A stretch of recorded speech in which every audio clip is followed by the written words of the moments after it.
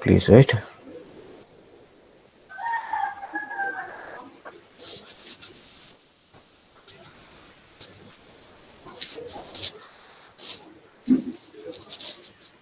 Okay. So we want to create a one to many relationship between the okay developer entity, developer and laptop. Okay, developer and laptop, right? So we can design a one model to developer and we can design another model to laptop. Okay, and also we have to create a okay file structure. Obviously, okay, we need a controller to create, I mean, to handle the REST APIs, I mean, to handle the request coming from the user and to produce the response to the user, and we need a service layer. Okay, so which is going to communicate with the database, and we need a repository as well. Okay, we need a repository as well. Okay, which has all the methods to communicate with DB. Okay, so we need a model, we need a controller, we need a service and a repository. Okay, and also in the application properties file, okay, in the application.properties file, okay, we have to add some important properties of our database. Okay, we are using MySQL database now. So to connect with MySQL database, we need to okay configure some important properties in the application.properties file. Okay, this application.properties file. Okay, so this, I mean, this particular application.properties file is created by the obviously the Spring Boot. Okay, I mean, Spring Boot will create the application.properties. Okay, so you can access this application.properties in the main. Okay, you have a resource folder. In the resource folder you have, okay, in the main folder you have a resources. In the resources you have a application.properties file. In this application.properties file we have to okay, I mean, we have to write some important properties of database and important properties of JPA also. Okay, so JPA also. So these things we have to work on in our project. Okay, so did you remember what are the different properties that we need to add in the application.properties file? What are the different properties that we need to add? Anybody? We need to add something like, you Driver know, class. yeah, driver class, and we need to I add thought so. URL. We need to add username, URL. password, database. Hmm. Database platform, that means dialect, and we have to add some JPA properties also, no? What are the different JPA properties that we need to add? Some JPA properties also we need to add it, right? Those are very important. The first one is DDL auto. Okay, that means if you want to create the tables by using the Hibernate, okay, we have to create, I mean, we have to mention HBM2 DDL, right? So here we have to okay specify the JPA property, and we can mention the show SQL property as well. Okay, these are the important properties. Okay, so let's write down the important properties there. Okay, so here I want to write some important properties of okay application.properties to connect with MySQL. Okay, to establish a connection between our Java project, I mean our Spring Boot project and SQL.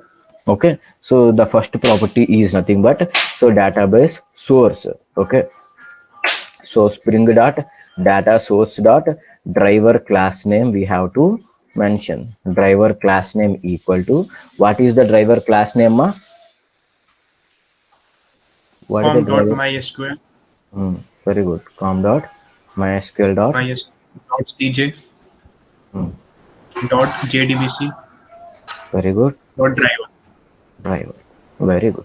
Okay, this is the driver class name for our MySQL database. Okay, if you are using any other database like PostgreSQL or MongoDB or Oracle, okay, the driver name will be changed. Okay, in our case, we are using MySQL from since JDBC, right? So that's why I'm using same MySQL for our Spring Boot also. Okay, to connect with MySQL, you need to mention this particular class name, driver class name.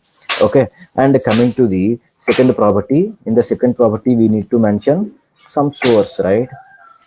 Data source dot URL. Okay, we need to mention the URL of our database. What is the URL of our database now? Anybody? JDBC, MySQL, Hmm.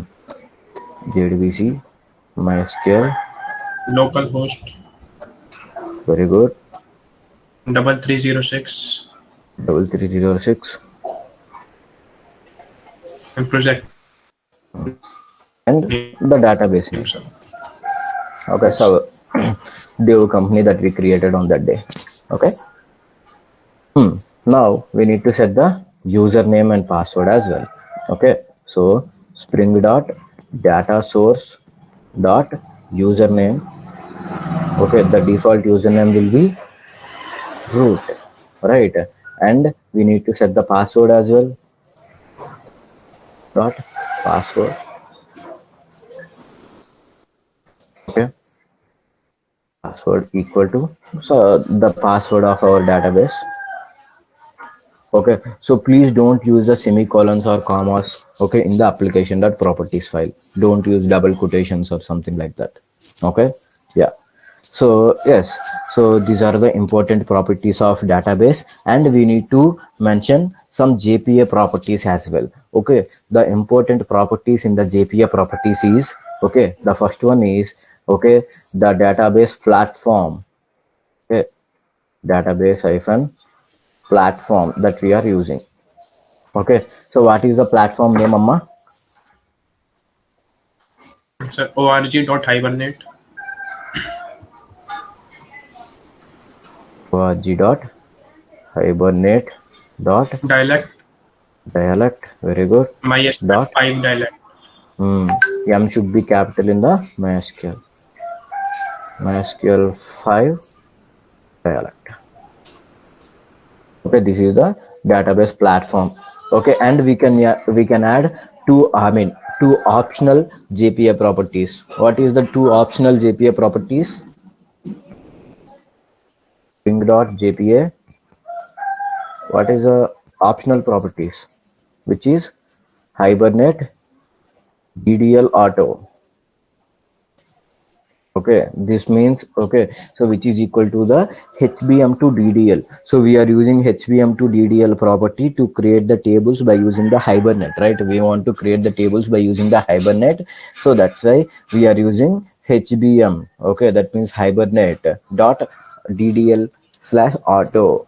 Okay, this is a property to create the tables by using the Hibernate. Okay, and we are using the update property. We can use either create or update, but we are not using, okay, update here. I mean, we are not using create here, because if we mention a create, no, every time it will create a new table, and it will uh, overridden the old table. That means old table data will be lost, right? So that's why we don't want to use create option here.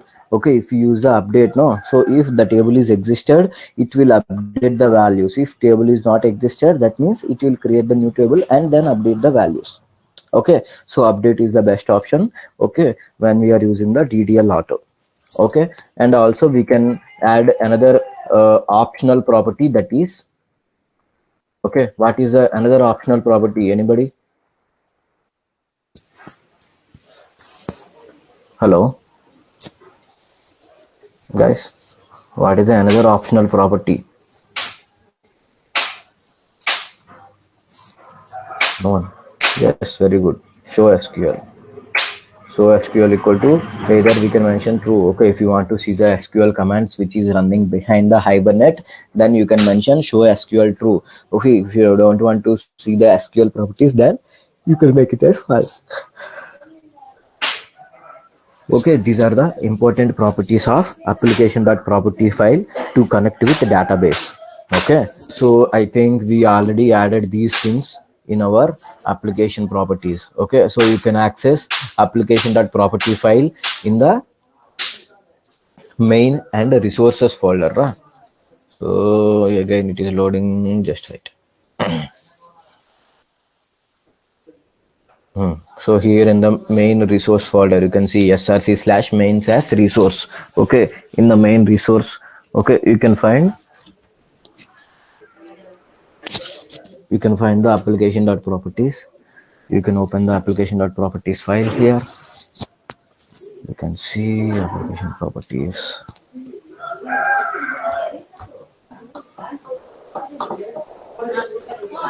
So you will get application properties file if you create a project by using Spring Starter project. Okay, if you created a Maven project and you converted the Maven project into the Spring Boot project, then it won't work. Okay, you have to create your application properties file by yourself. But if you create a Spring Boot project by using Spring Starter project option, then only you will get this application properties by default. What happened to this?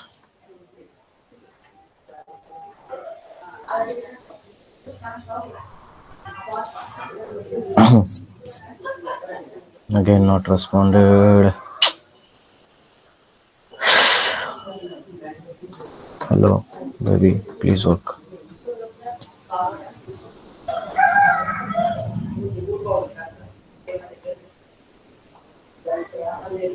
Everything is okay except this ping tools. Okay.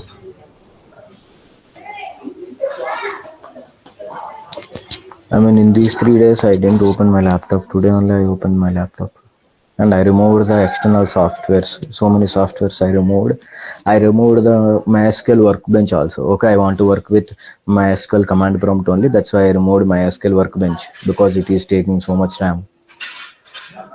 It consumes more RAM, yeah. I think around 700 MB it need. Let me close it.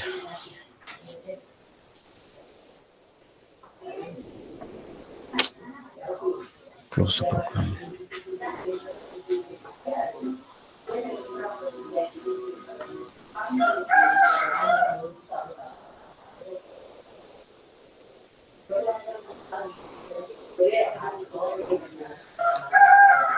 Okay, it is closed. Now let's open.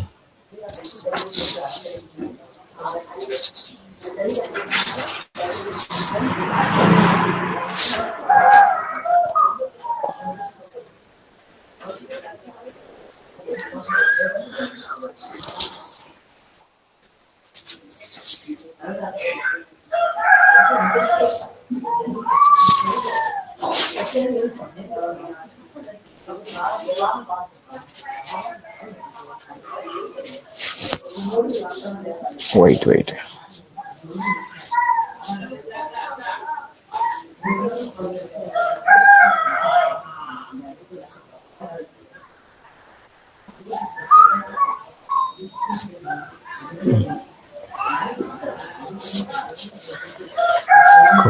Come on.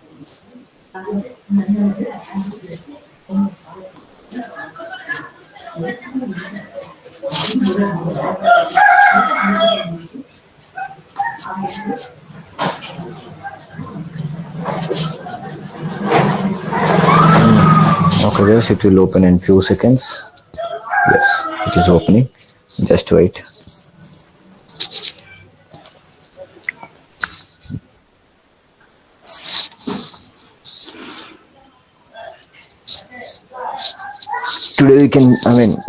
Today we can discuss, the complete project if possible. Okay, so we have to create a project called developer. To establish the relationship between developer and laptop. That means one developer can have multiple laptops. That's what our target is. Okay, and we have to create some REST APIs to consume. To add the laptops, to add the developers and all. So let's open. Okay, this is our project thing, and the dev laptop. We have created our project in the last class. Okay, we created only the folder structure only, and we added some files. I think so. Some code in the application properties. We have added the same code which we written now. Let's open the application properties.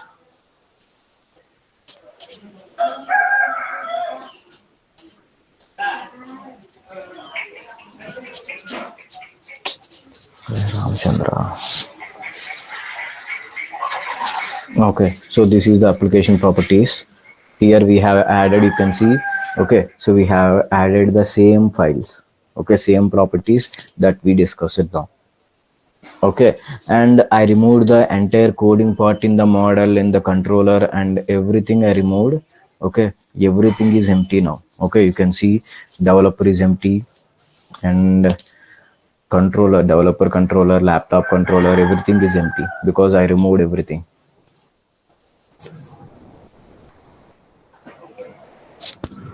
I think it will take something.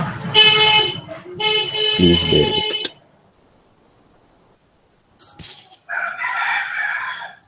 Okay, so here you can see the developer class, and this is the developer controller.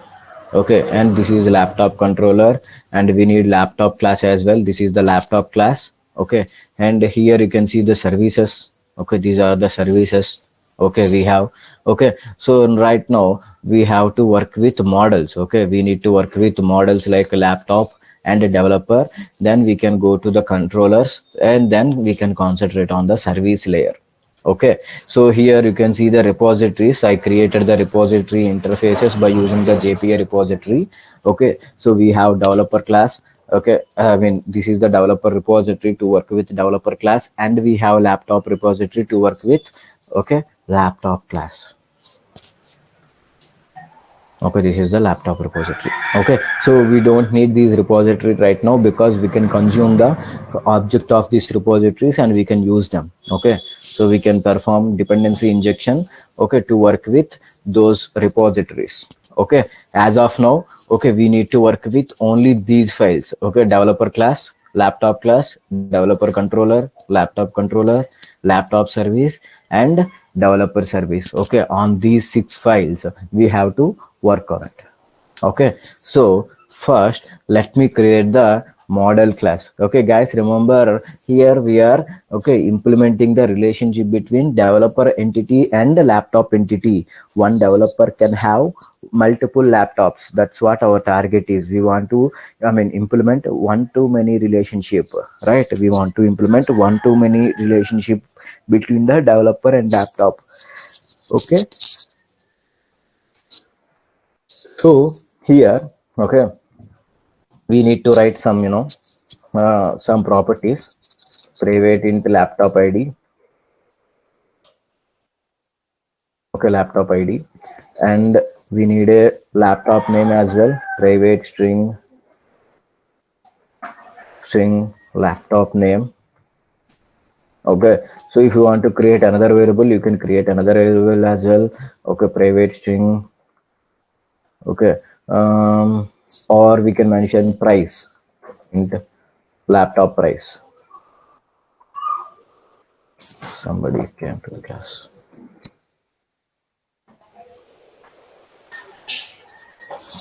Okay,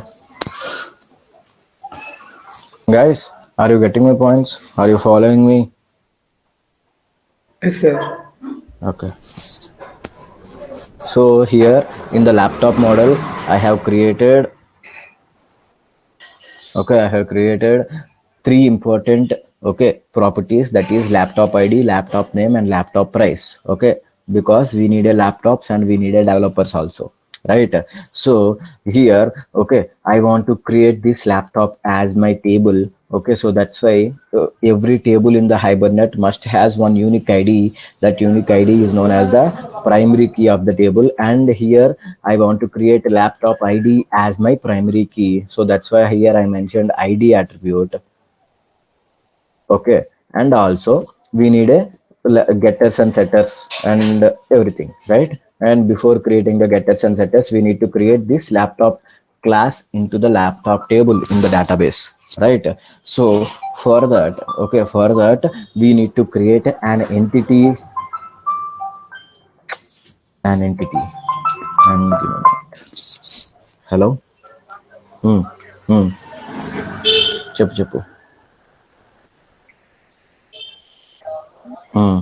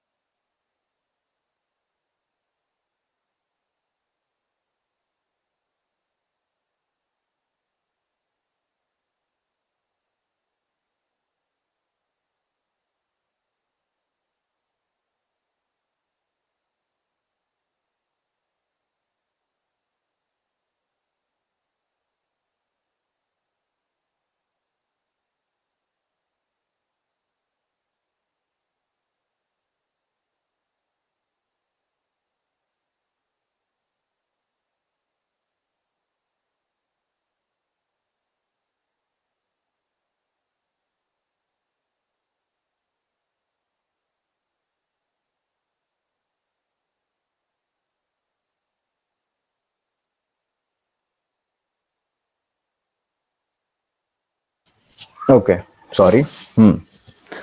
So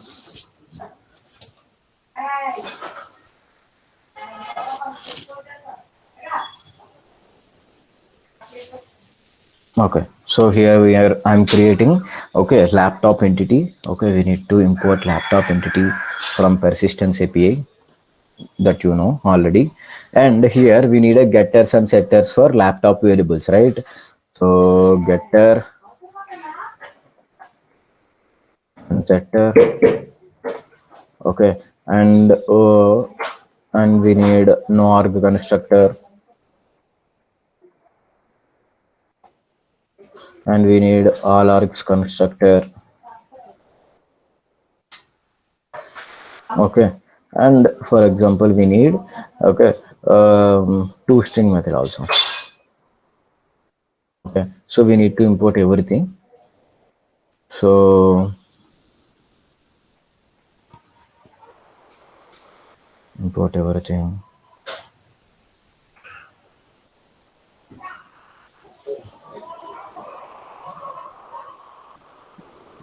Importing everything from Lombok. You know what is Lombok is. Okay, so we have setted, okay, getters and setters for our application. Okay, now we need to configure developer model. Okay, we need to create the developer model right now. Okay, so let's create the developer model. And in the developer also we need all these things, no? So just copy these files. Okay, in the developer class also we need these files, no? So here in the developer, we have to create some variables for the developer. Okay, that is private, integer, developer ID, developer ID. Okay, again we need, okay, name of the developer, private string. Okay, developer name. Okay, again we need something like a developer role.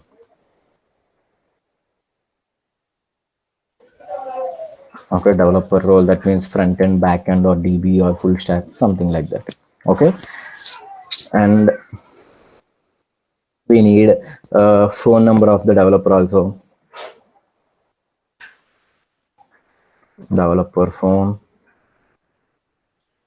Okay, and also one developer, as I already mentioned it to you, one developer can have multiple laptops. Okay, one developer can have multiple laptops. That means, okay, one developer, multiple laptops. That means one to many relationship between the developer and the laptop, right? So here, okay, we have to create list of laptops. That means, okay, the developer can have either one laptop or two laptops or three laptops. Okay, that's a developer choice or a company choice, right? So here one developer can have multiple laptops. Okay, so here that's why I'm creating a multiple laptops, list of laptops as dev laptop. Okay, as dev laptop I'm creating multiple laptops. Okay, so here, okay, so this particular dev laptop can have multiple laptops for the developer, right? So here we can mention one to many relationship between, okay, developer and laptop, one to many relationship. Okay, so here we have to import one to many relationship. Okay, and also, okay, here in the laptop table I want to create a developer ID. Okay, so that means, okay, you can see,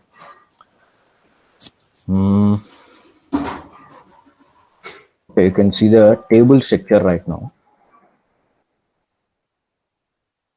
So assume this is a developer table in the database. Okay, it has developer ID,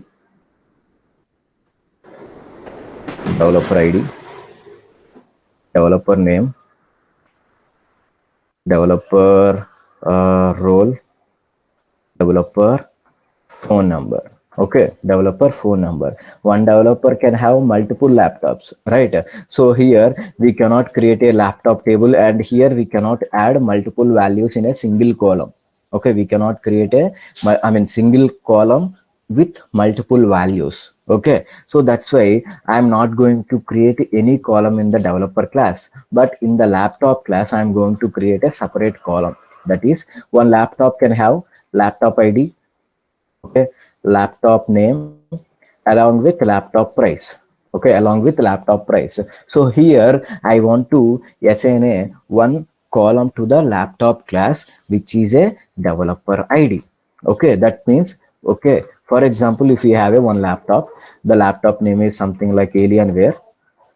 Okay, laptop name is something like Alienware. Okay, laptop price is somewhere around 5 lakhs. Okay, so this particular laptop is handled by the 101 developer. 101 developer. If we have a second laptop, okay, here we have something like Asus Stuff Gaming, which is a 45,000 laptop. Okay, 45,000 laptop. So this is also handled by 101. Okay, if we have a third laptop, which is a something like HP Omen. Okay, so which is around 90,000.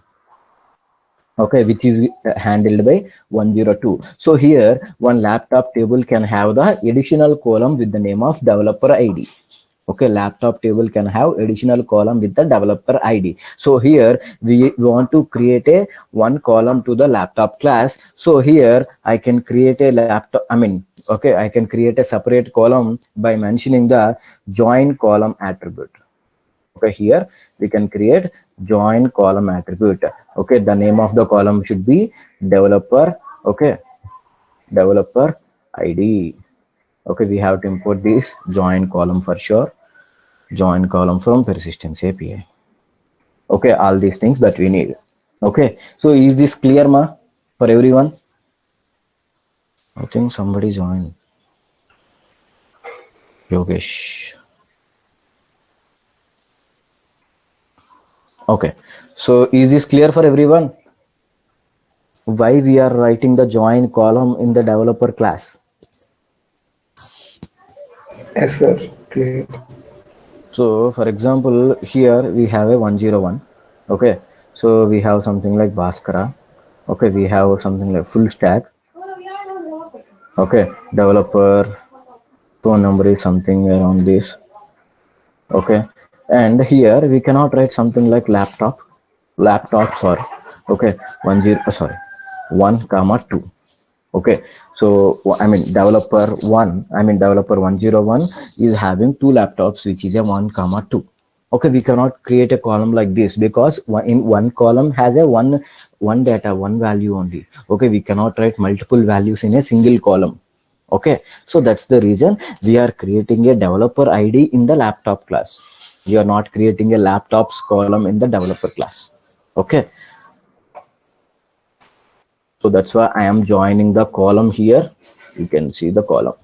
And also, okay, this developer class also, okay, we need an entity because every entity must has a one primary key. That primary key is a developer ID here. And we also needed to create a, okay, so all the getters and setters and everything. And give me one moment, sir. Good morning, sir.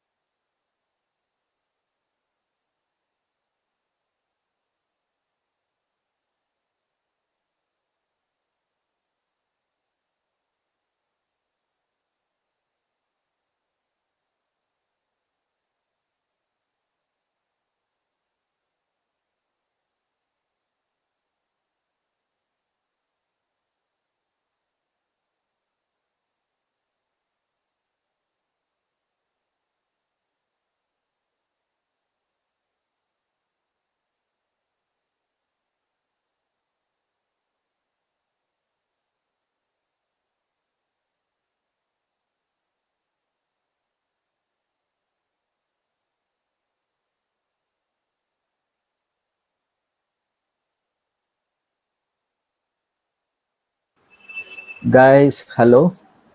Guys, are you there? Hello. Okay. So actually, I want to tell you one thing. So right now, okay, at 11:15 or 11:20, Amitabha will join the session and Amitabha will demonstrate one project, one simple Spring Boot project. Okay, so yeah, we need to take some advices no from the senior faculty. Okay, so Sir will go on to demonstrate one simple Spring Boot project with actually we are using Apache Derby na. So Sir is saying that we can use the H2 as well. Okay, H2 is also one of the database. Okay, which is offered by the Spring Boot, which is a local database. Okay, so we can use the a H2 database. Sir will explain you how to use the H2 database and everything. Okay, so within 15 minutes or 20 minutes, Sir is joining to our class and Sir will explain one simple Spring Boot project to you. Okay, so if you are having any doubts, if you are having any issues, you can ask the Sir in the project. Okay, you can ask the Sir. Okay, but if you are not understanding the concept, don't worry, I will be there. Okay, after completion of Sir's class, okay, I'm going to take for sure, right? So if you are okay, if you understand, that will be very good. If you didn't understand what Sir is saying, okay, that is also okay. Okay, because Bhaskar is there.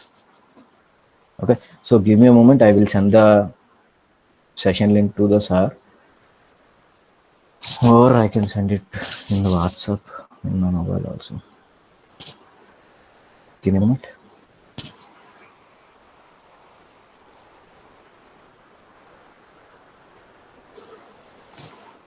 Guys, where do you have the link? Guys, can I get the classroom link in mobile? Please share me the session link.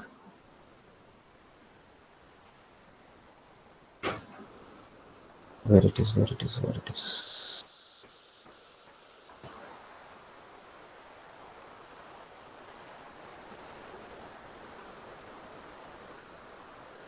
Guys, someone can send me the class link. Okay. Or you are not here. I want in WhatsApp. Okay, I got it. Thank you, Puriti.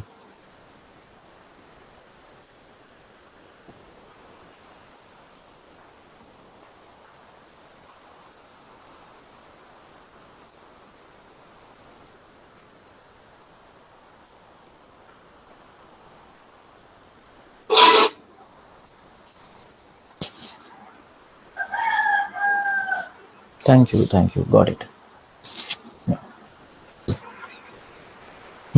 Okay. In the meanwhile, we can create our own project. Okay. So if Sar is joined, no, so I mean Sar can handle the session. Okay, after completion of the SAR's class, okay, don't worry, I will repeat the class. And guys, okay, so Nishant or Suras, okay, can you record the session if Sar is joined? Okay, better to record the session, Nishant or Suras or Ganesha, anyone. Okay, please record the session. Okay, Nishant, is it possible to record the session to you or Ganesha?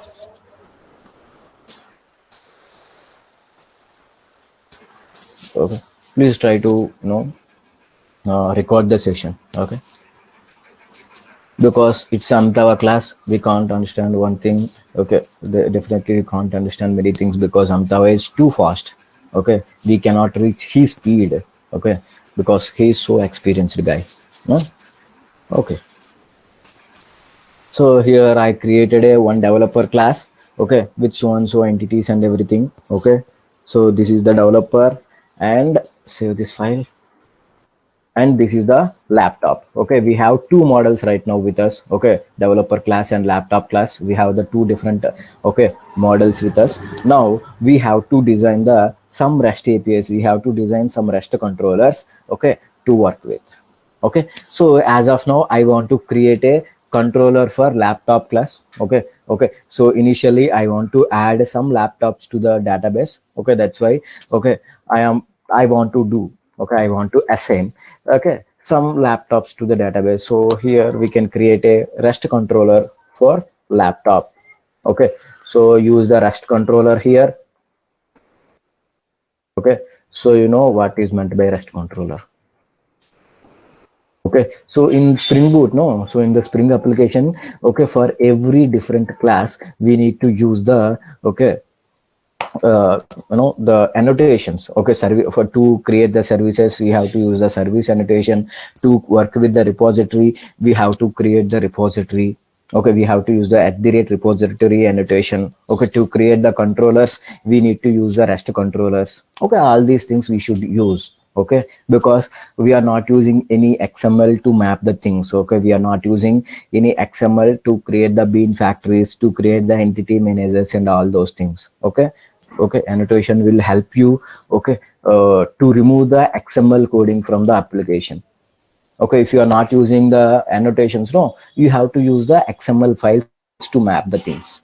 Okay, so those XML file will be a hectic, you know that, right? When we are creating a basic Spring Core project, you know how difficult it is, right? So that's why don't use, okay, XML coding in our application, because we have annotations. Okay, annotations are the replaceable thing for the XML file. Okay, so here we have to do some mapping. Okay, so how to do the mapping, ma? Which annotation we have to use to access the mapping, to access the request coming from the user?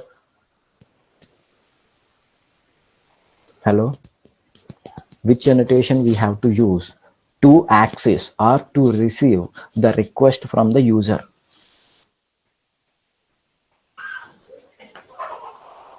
Which annotation? Okay, for example, localhost :8080/hello. Okay, so if I typed hello, no, if I typed hello in the request, you have to print hi. So how to do that? How to access or how to receive the request from user? We have to use one important annotation to handle the request.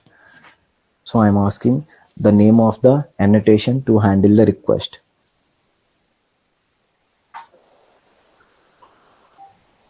Transactions. No. Request mapping. Yeah, request mapping. Okay. So here we have to use request mapping. Okay, so in the request mapping we have to add some properties. Okay, so we have to use some properties like method equal to so and so, and we have to use something like value also. Okay, so here in the method, okay, we are using some methods, na? So what is the method we should use here? Request method. Request method, we have to mention what type of the request method we should use to add the laptops to the database. I want to add laptops to the database. So Post. which method I have to use? Post. Post. Very good. So post method is a good option. Okay, so here what is, I mean, so we have to mention the mapping value. Okay, that is, I want to add the laptop, so here we can add the laptop. So here we have to write a method to handle the request. Okay, so public string add laptop. Okay, so here we have to, okay, handle the request and everything. Okay, so just import the request mapping and request method. Okay, so here we have to do something. Okay, so we have to add the laptop, right? We have to save the laptop in our database, right? So to do the particular task we need to communicate with the database. Okay, from the controller we are not, I mean, so we are not able to we are not able to communicate with the database. Okay, to communicate with the database we need a separate file for that. Okay, that separate file is known as the service layer. From the service layer only we have to, okay, communicate with the database, right? So this is the service layer, so use the service annotation here. Okay, service annotation. Okay, service annotation. Okay, so here, okay, we want to use some, obviously we have to use some coding part and everything. Okay, so to work with the database, okay, to work with database, we need a some some methods, right? Like a save, find, get, so on, so methods we need. Okay, so in Hibernate we have a session object which is having all the methods to communicate with the database, but we are using the Spring Boot application where we have to create the repository. That repository can have the different values to communicate with the database, right? So we are already having the laptop repository with us. Okay, so we need a object for laptop repository. Okay, so create a object for laptop repository, private laptop repository. Okay, repo or lap repo, something like this. Okay, so we need to import this repository from repository package. Okay, and also okay, we need to create the object, right? We want object, we know we don't need any variable, we want object. But as we are using the Spring Boot application, we are not responsible to create the object, right? So here we can use one annotation to create object automatically by the Spring Boot. Okay, so which type of annotation we have to use here to create automatic object? Auto wired. Yeah, auto wired is the annotation. So we have to import auto wired for sure. Wired. Now here we can have, obviously we have to write some method. Okay, public string add laptop. Okay, add laptop. So by using the laptop repository, laptop dot repo. Okay, so here this method is taking one variable. Okay, we need a one variable which is a type of laptop, and we can save the laptop, right? We can save that particular value.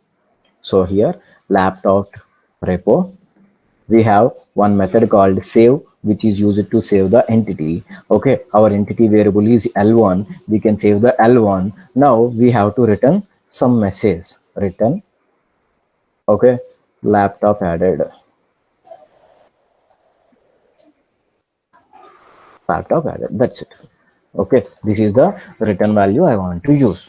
Okay, so we have to consume this particular return method, we have to consume this particular method in the controller. Okay, we have to, okay, so obviously we need to create the object of service to create, to access the method, right? So create the object of laptop service again, laptop service layer, which is okay, obviously we have to use auto wired annotation. Okay, import auto wired and import laptop service as well. Okay, now here from this particular method, okay, we need to call the add laptop. So service dot add laptop. Okay, so here, okay, we have to pass some data, to the add laptop, and that data should be, okay, read, okay, that data should be coming from the request body. Okay, while user is sending the request to add the laptop, he has to send some data. Okay, that data he should write in the request body. So here we have to use request body annotation, okay, to read the data from the request. Okay, so request body and laptop L1. Okay, so we have to import request body and laptop as well. Okay, we need a laptop type entity, right? We want to save the new laptop in the database, so that's why we are reading laptop type of data. Okay, so here we can pass the L1 to the method. Okay, we are passing L1 to the method. So the response coming from the add laptop, okay, we need to return to the method again. So return the response coming from the add laptop method. Okay, we are sending some response from the add laptop, right? So we are sending some response here, okay, to this. Okay, so here we have to do something. Okay, this is how we have to write a one API to handle the request, okay, from the Postman. Is that okay? Is this clear, ma, for everyone? Controller and service layer, any doubts? So let's add some comments as well. Okay, actually, I got good responses for the lab day task. Everybody, I think most 20 people completed the lab day task. Very good. I appreciate you for that. But okay, very few people written some comments. Okay, so every file need a comment, boys. You need to write the comments for sure. Okay, many people miss the comments. Okay, so I want comments in the every damn file. Okay, write at least 2 or 3 comments. Okay, so here this is a service now, creating object, okay, for repository. Okay, or we can, you can mention dependency injection for the repository. Okay, you can mention like that.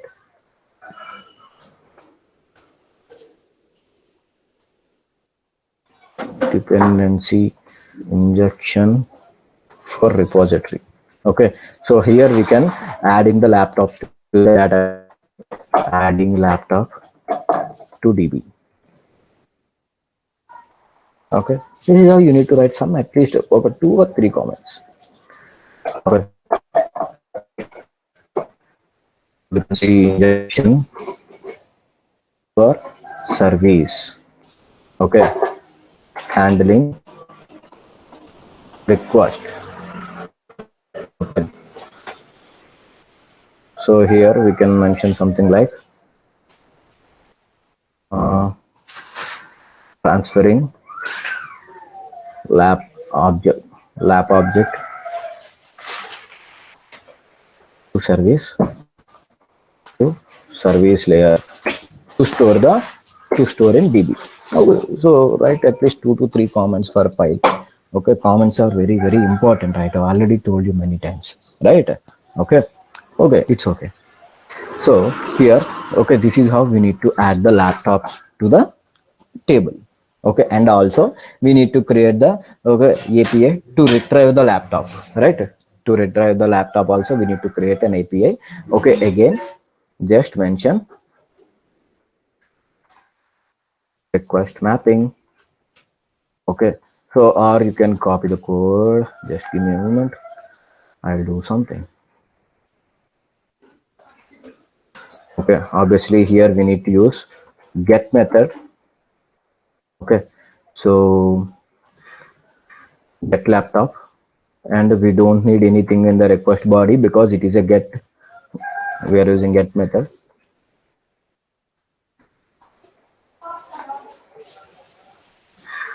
Okay, okay, so here we have to return the list of laptops, right? We have to return list of laptops.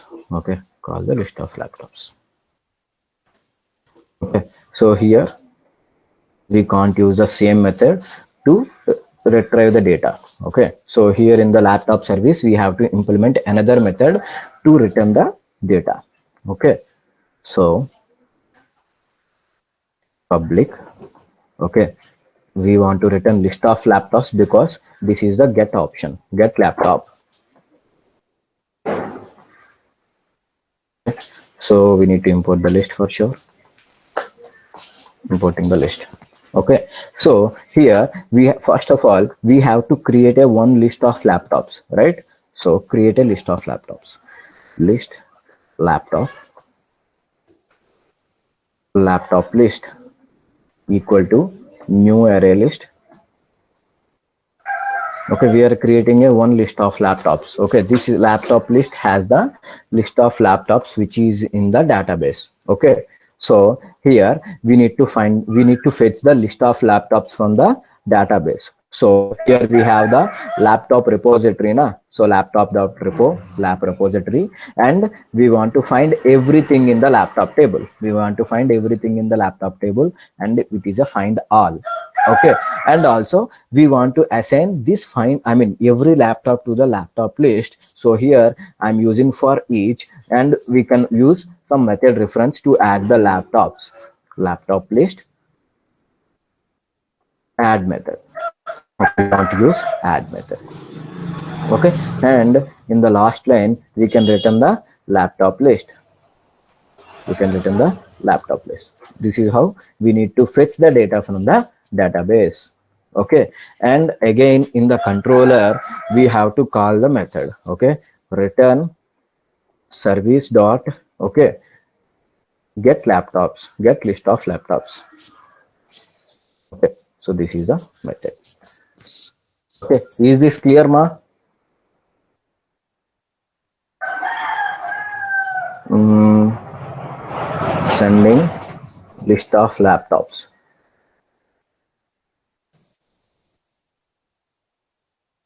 Here, retrieving list of laptops. Okay, so this is how we need to create the project. Is this clear for everyone?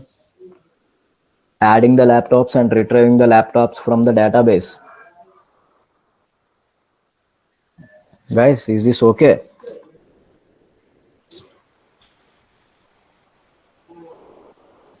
Hello, yaar. What's happening?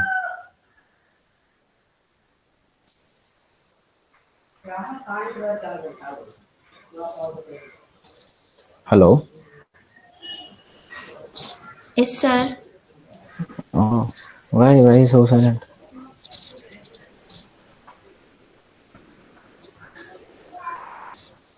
Just run the project now.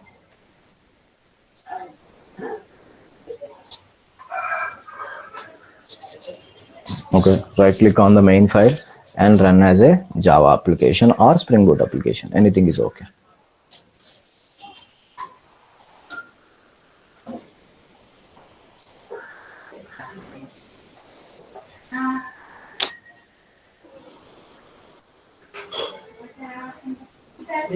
Again, you can see, again, my laptop is getting stuck.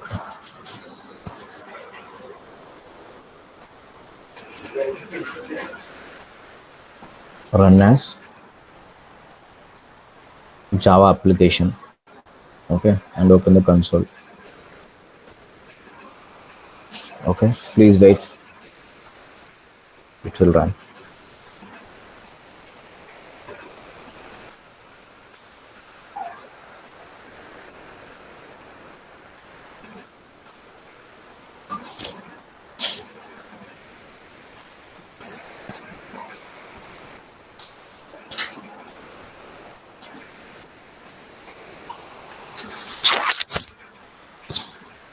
Hope we are not having any issues.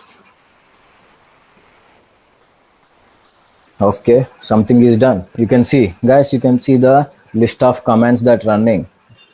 Okay, failed to start because, okay. So I think, okay, I think port is busy. So that's why it is showing some issues.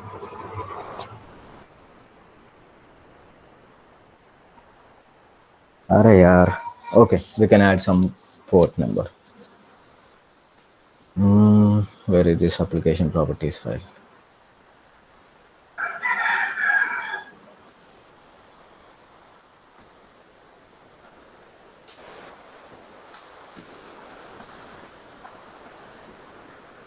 Server dot port 200.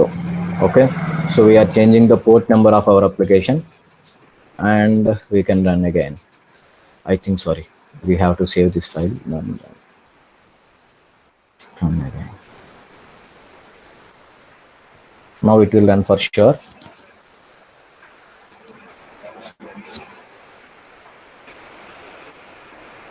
Okay.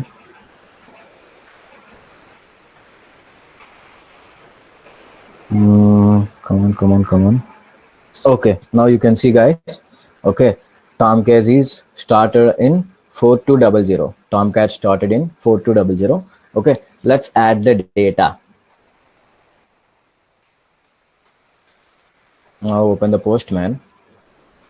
So here we have to use 4200 port number.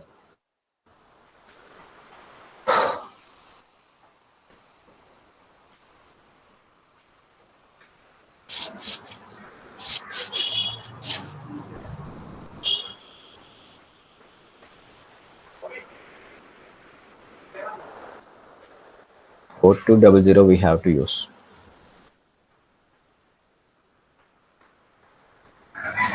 Okay, and we want to push some data, so we have to use the post method. No? Select post method. Post method. So here we have to add some data.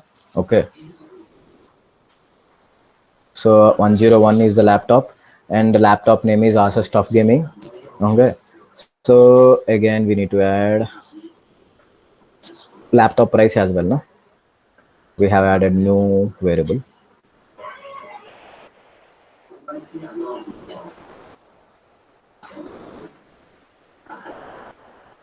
Okay. So laptop price is 60,000. Okay. Now I want to send the data.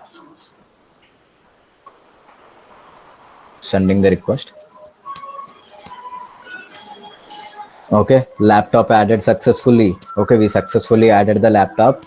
Okay, so here you can see. Okay, so insert command is running. Okay, insert into laptop so and so. Okay, so I mean we have mentioned so SQL equal to true, nah? So that means we want to see the SQL commands which is running behind the Hibernate. So that's why we are getting the commands. Okay, now let's open the MySQL. Let's see the list of laptops that we have in our database. We are using MySQL database, no? So that's why we have to check with MySQL database. So 905, 906. Okay. Now we have to use Dev company. Use Dev company. Okay, database change. Now I want to see list of tables that are available in the Dev company. Okay, we have two tables, which is a developer table and laptop table. That's what we want, right? So again, I want to see the list of laptops. Select star from, okay, laptop. Now you can see we have added 101 Asus Stuff Gaming 60,000, and we are not assigning. Okay, we didn't assign the developer to this particular laptop, right? That's why it is showing null. Okay, now here you can see you can retrieve the data by using the get method as well. Okay, so I want to get the data. Now you can send the data. You can send the request. Here we got the laptop. Okay, we are getting list of laptops. So right now we have only one laptop with us. Okay, that's why here we have. Okay, let's add another laptop 102. Okay, which is HP Omen series. Okay, which is something around 80,000.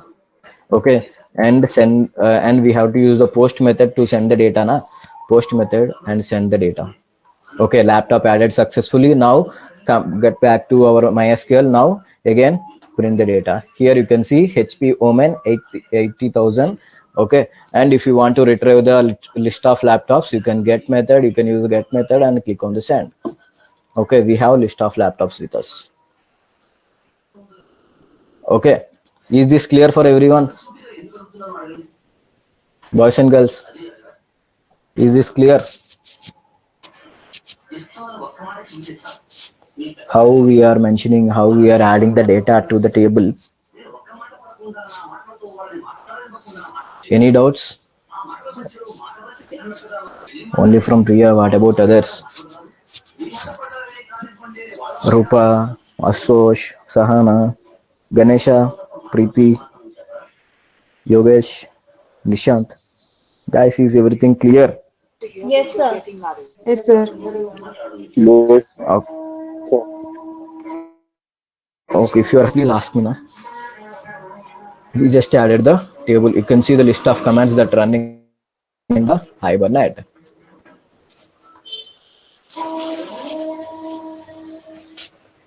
See, this is the laptop class that we created. This is the laptop entity, guys, and this is the developer entity. Okay, we are creating. Okay, so developer entity by using the laptop list of laptops.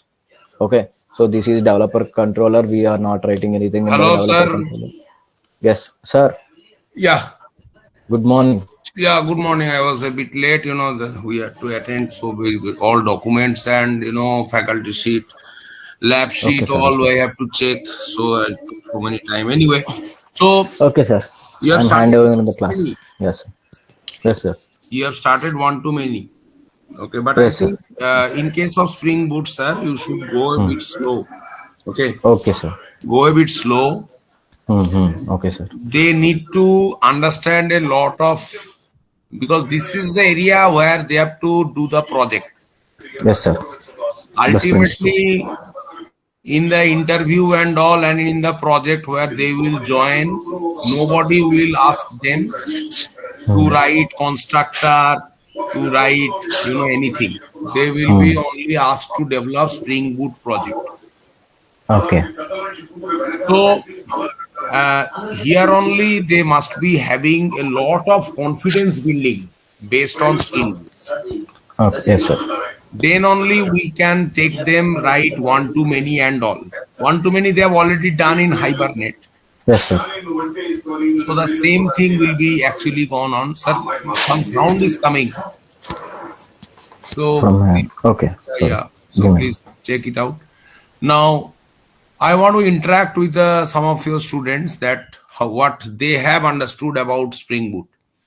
So fine, let me talk with some one of them. Let us start with Dibya Rani. Dibya Rani, are you there? Yes, sir. Good morning, sir. Dibya, can you tell me what is the difference between Spring and Spring Boot? What is the difference between Spring and Spring Boot? Yes, sir. Spring Boot basically is in like a complete framework where we don't need to add multiple things or add configuration. It already provides us the configuration and all the business tools So by Spring default. Boot is a framework. Spring is also a framework. So what extra Spring Boot does? Sir, it provides additional tools or business functionalities so that our project and easily and conveniently build. And whereas First in of Spring, all, in case of Spring Boot students or you must know that we are actually, in case of Spring Boot, what we are doing, we are actually creating auto configuration. What my point? Auto configuration. Nothing we need to control. Like in case of Spring framework, we had to manually write all the configuration in the XML files or even by annotation. But in case of Spring Boot, we do not need to tell it. We simply get all the things ready-made. So it is kind of a dashboard where we can yes, sir. we can simply add on our dependency, whatever it is required. And we are going to have a Spring initializer, which are going to give us this tremendous facility. The Spring initializer gives us an area where we can add on based on our requirement of the project. You can create Spring Boot project using Gradle as well as using Maven. So there are two different environment or different tools that you can do. So Yes, sir. It is basically like convention over configuration. exactly. So we need to know that these are the things, and with those idea, and also when you are developing the Spring Boot project, we also before directly going on into JPA part and all, have you done anything else? Like how do you started Spring Boot project? Dibya, can you tell me, like you have created a Hello World project first, then what else you have done? Yes, sir. First of all, we have learned like Spring Code. Spring Code. Then we Talking about Spring Boot. yes, sir. In Spring Boot, we started. Simply made a we made a simple project like Hello World. How we connect like MVC architecture. Then we go for. Suppose I want to run. Want to create a web page that will print my name is Dibya. Yes, sir. How you can do that using Spring Boot? Sir, for that we need to make a file controller first. File or Java class? Sir, Java class. So why you are telling me file?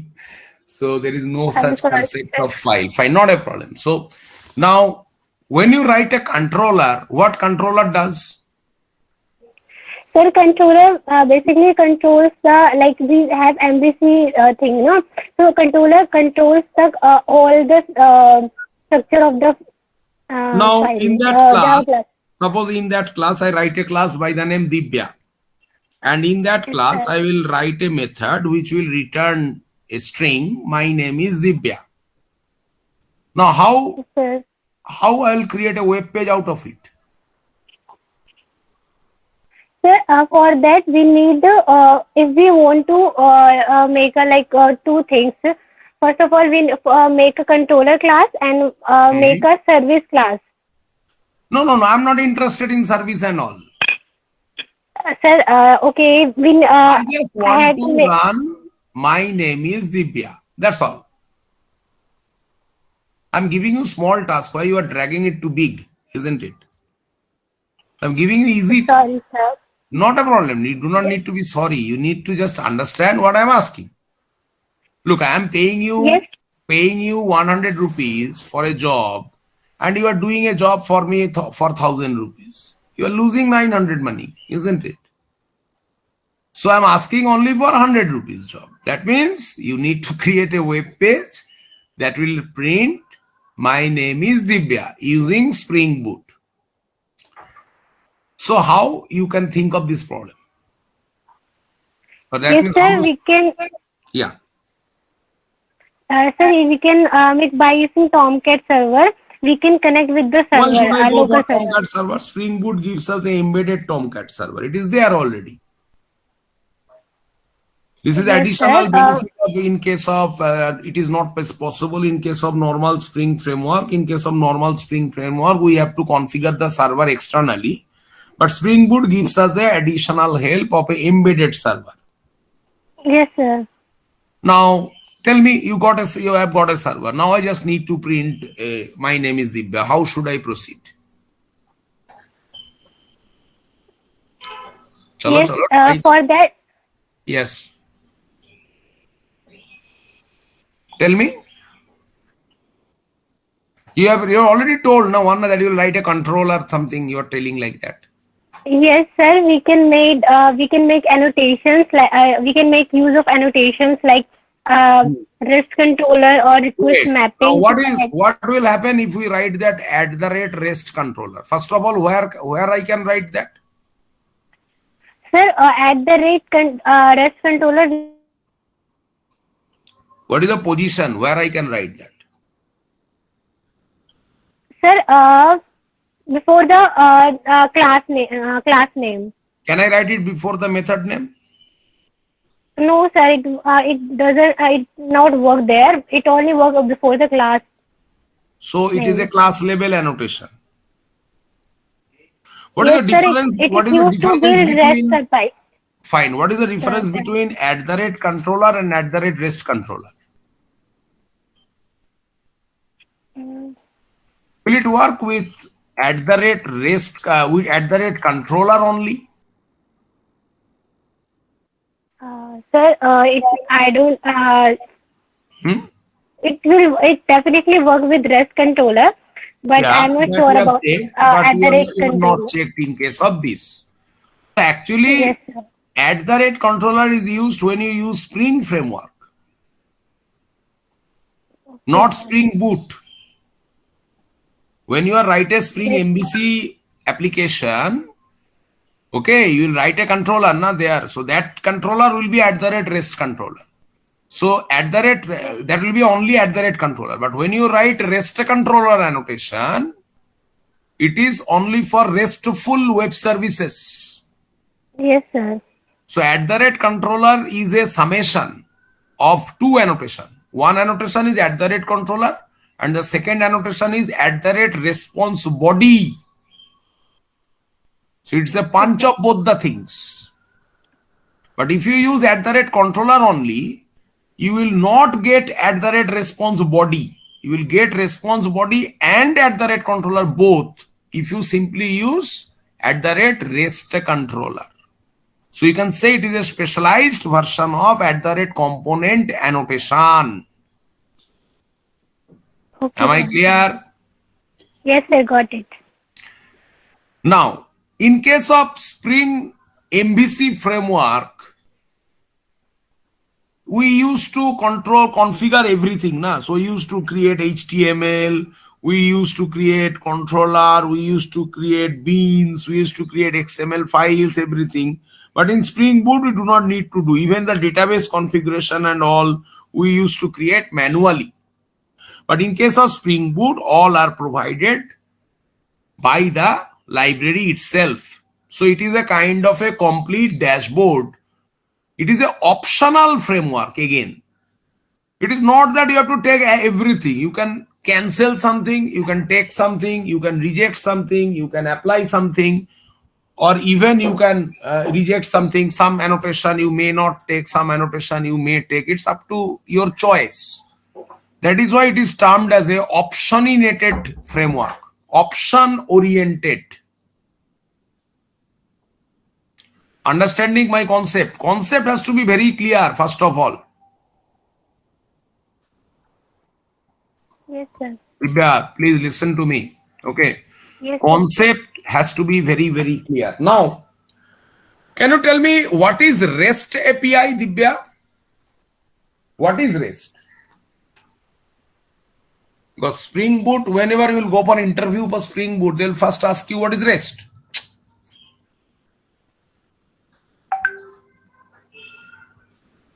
So API is a specification or an interface that we developer write to our code, and it gives a way to reach some other code. And you can imagine REST is something. Suppose you go to a restaurant. In Diwali sessions and all, have you taken some food in a restaurant with your friends? Yes, sir, before Diwali celebration. Good. Just wait. I'm having a phone call coming up. আমি Capgemini ক্লাসে আছি, তোকে পরে phone করি। তুই বাড়িতে আছিস?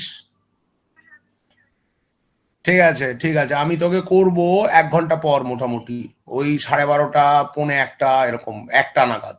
ঠিক আছে, কি তোর ওইটা রান করছে না, তাই তো? বুঝতে পেরেছি। ঠিক আছে, বস থাক, এখন পড়াশোনা কর, অন্য কিছু পড়, আমি আসছি ক্লাসটা শেষ করে। চল bye. By.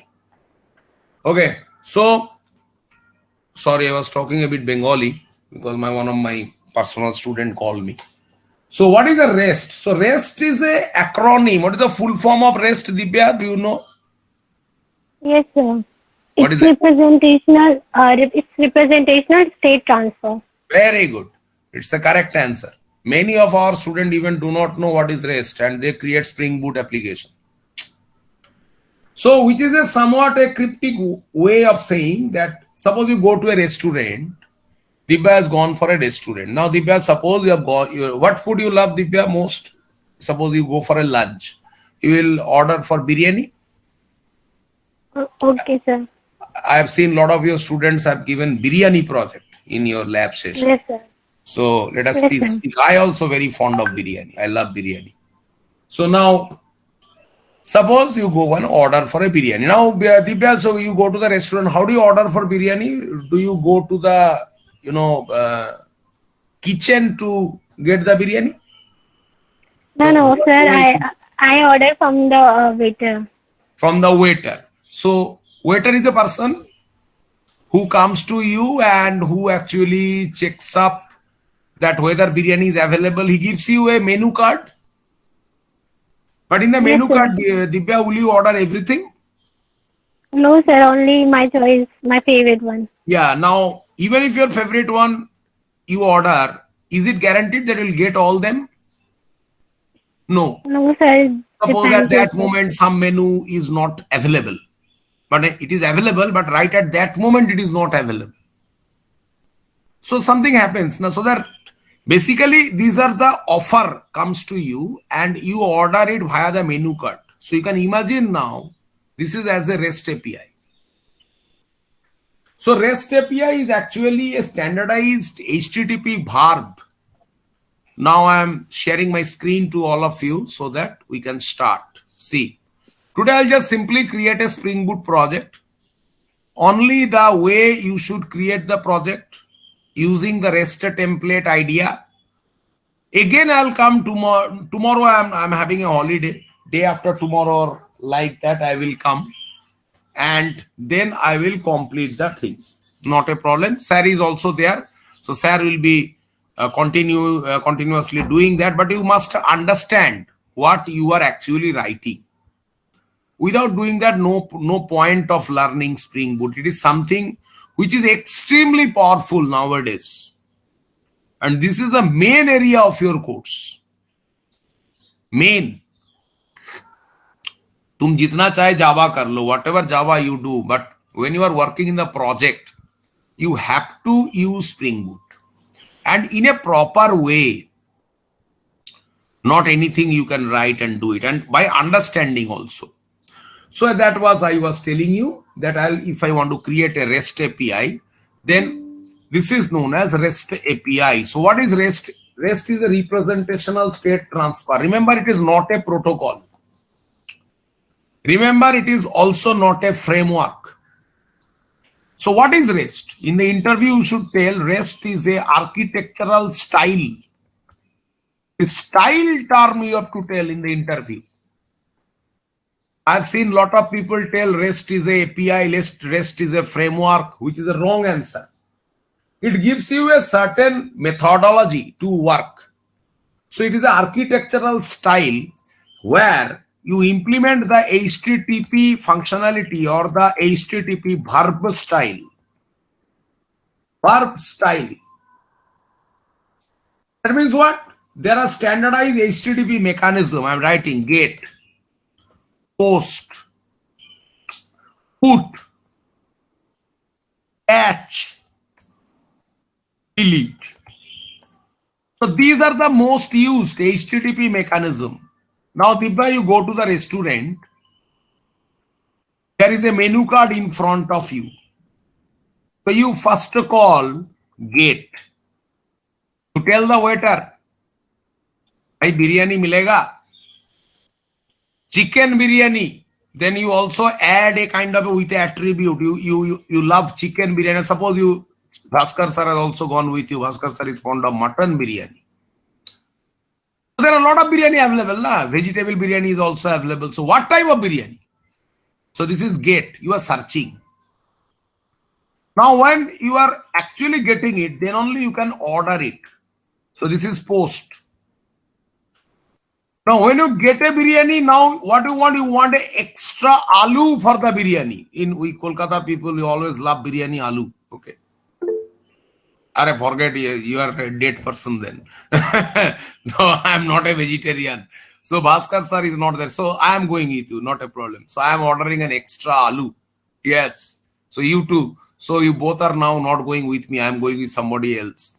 But I love mutton biryani. I am a non-veg purely. Okay. I do simply not a vegetarian. But I love South Indian foods. But that doesn't mean I am a vegetarian. So I am ordering a PUT. POT means what? You are going to add on something extra. You have got already a biryani, you want an extra piece of chicken or extra piece of mutton. So you are updating it. Patch I will tell you later. And then suppose you have ordered 5 biryani, but suddenly you feel no, 5 is not enough, not required actually. You only need 3. So you can delete 3 or 2. Keep the remaining 3. So these are the HTTP verb style that you are working with them. Other than these two, we are also having 2 methods in HTTP. One is options and one is head. Actually, HTTP is having 1, 2, 3, 4, 5, 6, 7 methods. But these all are actually REST API based method, which are basically provided by our Spring framework or Spring Boot framework. Now it is again a web service. Remember, it is not a web component. If it would have been a web component, then the client can be only from Java, like JSP Servlet. When you are working with JSP Java and JSP Servlet, your client should be from a JSP page only. You cannot make it like that. That suppose I am using a completely different technology for the client part to access my web programs or the API. You cannot make it in case of JSP Servlet. But in case of Spring Boot, Even you are creating Java for the Spring Boot, the client may use Angular, which is a different technology. The client may use Python, which is again a different technology. Client may use Node.js, JavaScript, or even Express.js. Client may use Flutter. Flutter is a mobile technology. Now it is very popular, Google Flutter. Client may use Android. Client may use IoT devices to access the API. Like suppose I want to control my fridge from my mobile phone. So whether the fridge is on or off or updated or lights are glowing or energy is saving or not, all are exposed by API to me by Spring Boot. And I can control by a IoT device. I can make my fridge as an IoT device which can respond to my REST API. That means even if I am outside of my home, I can switch off my fridge from my mobile app. So this is the beauty of web services. This is not possible for web component. Again, Spring Boot is a web service. It is not a web component. This is different from JSP and Sublet. Am I clear, guys? Yes, sir. So please understand the architecture. Then only will be going to code. Look, I have not started any coding. I have not written a single code right now. Just making your brain work first. So what is Spring Boot and what is Spring Boot not? You need to understand that. That means now the version. Spring Boot latest version is 2.7, which is compatible with Java 17. Spring Boot 3.x is coming on this December. We are waiting for that, which claims to connect Java 19 with it. Now, as because it is a web service, you can use any third party. Like how do you test your project using Spring Boot? You can use some Swagger API. It's very, very, very powerful. Swagger API is directly available in Fast API in case of Python. Really available. You can have some tool. Swagger is an API. You can have some tool like one of the tool is Postman. You can use another tool by the name Curl. Just wait. আমি ভাস্করের ব্যাচে পড়াচ্ছি। হ্যাঁ পাঠিয়ে দিয়েছো। হ্যাঁ কি হল দূর আর তো অঞ্জুকে বলো না, অঞ্জুকে বলো করে বলে দেবে। আমি অঞ্জু সকালে র্যাগ রিপোর্ট নিয়ে পড়ে আছে। তুমি অঞ্জুকে বলো যা যা প্রবলেম হয়েছে ওদেরকে ফোন করে করতে, ও তো ক্লাস নেই, এগুলো করুক বসে। আমি তো ক্লাসে পড়াচ্ছি, ইভেন আমার ক্লাসে এরাও রয়েছে, তোমার জেনিফার ওদের স্প্রিং বুটে প্রবলেম আছে, ইলিয়ারা যা জেনিফার সবাই আছে আমার ক্লাসে। তুমি একটু ওদিকটা দেখো, ঠিক আছে? আমি এটা হয়ে গেলে 1:30টার পরে ওটা নিয়ে বসছি, ওই যেটা তুমি পাঠিয়েছো। ঠিক আছে, ওকে, by. Fine. So Spring 3 is going to be coming up with combination of Java 19. So guys, please keep in touch with us. We will update you once it is released on this December. We are waiting for that. Already the RC version, release candidate version of Spring 3 has been declared. But we are not doing with that. So we'll still go with this. So now we have understood what is Spring Boot and what difference it makes. So it's an interview first question to you. Explain the difference between Spring Boot and also Spring Framework. This is the first question you are going to get. What is the difference between Spring Web MVC and Spring Boot? So MVC is a design pattern which has been implemented by Spring Boot. So we have gone for the REST controller. Remember, @controller annotation, whatever we are using, it is a stereotype annotation. What is stereotype annotation? This term, stereotype we have seen in the books. What is the meaning of it? Stereo means some log to gana sunte na stereo. But what is this stereo? So whenever you find this stereotype annotation, it means that stereo means which always does the same thing. Upon application startup, a bean object will be created. And the IOC container will manage it. This is the concept of Spring stereo annotation. That means whenever you start up the IOC container, inversion of control container, a Spring Bean object will be created and that object will be managed by the IOC container within that app. So this is known as a stereotype, and it always needs a model to work. Model means a model object, so that the data can be provided.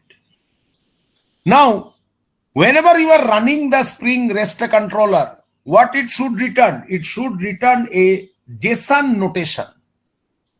JSON stands for JavaScript Object Notation. It is another format of XML. As because it is a platform independent format, that is why always Spring Boot output comes to us in a JSON format. And you can access it anywhere, by any technology, by any media, by any platform. Are you getting it, guys?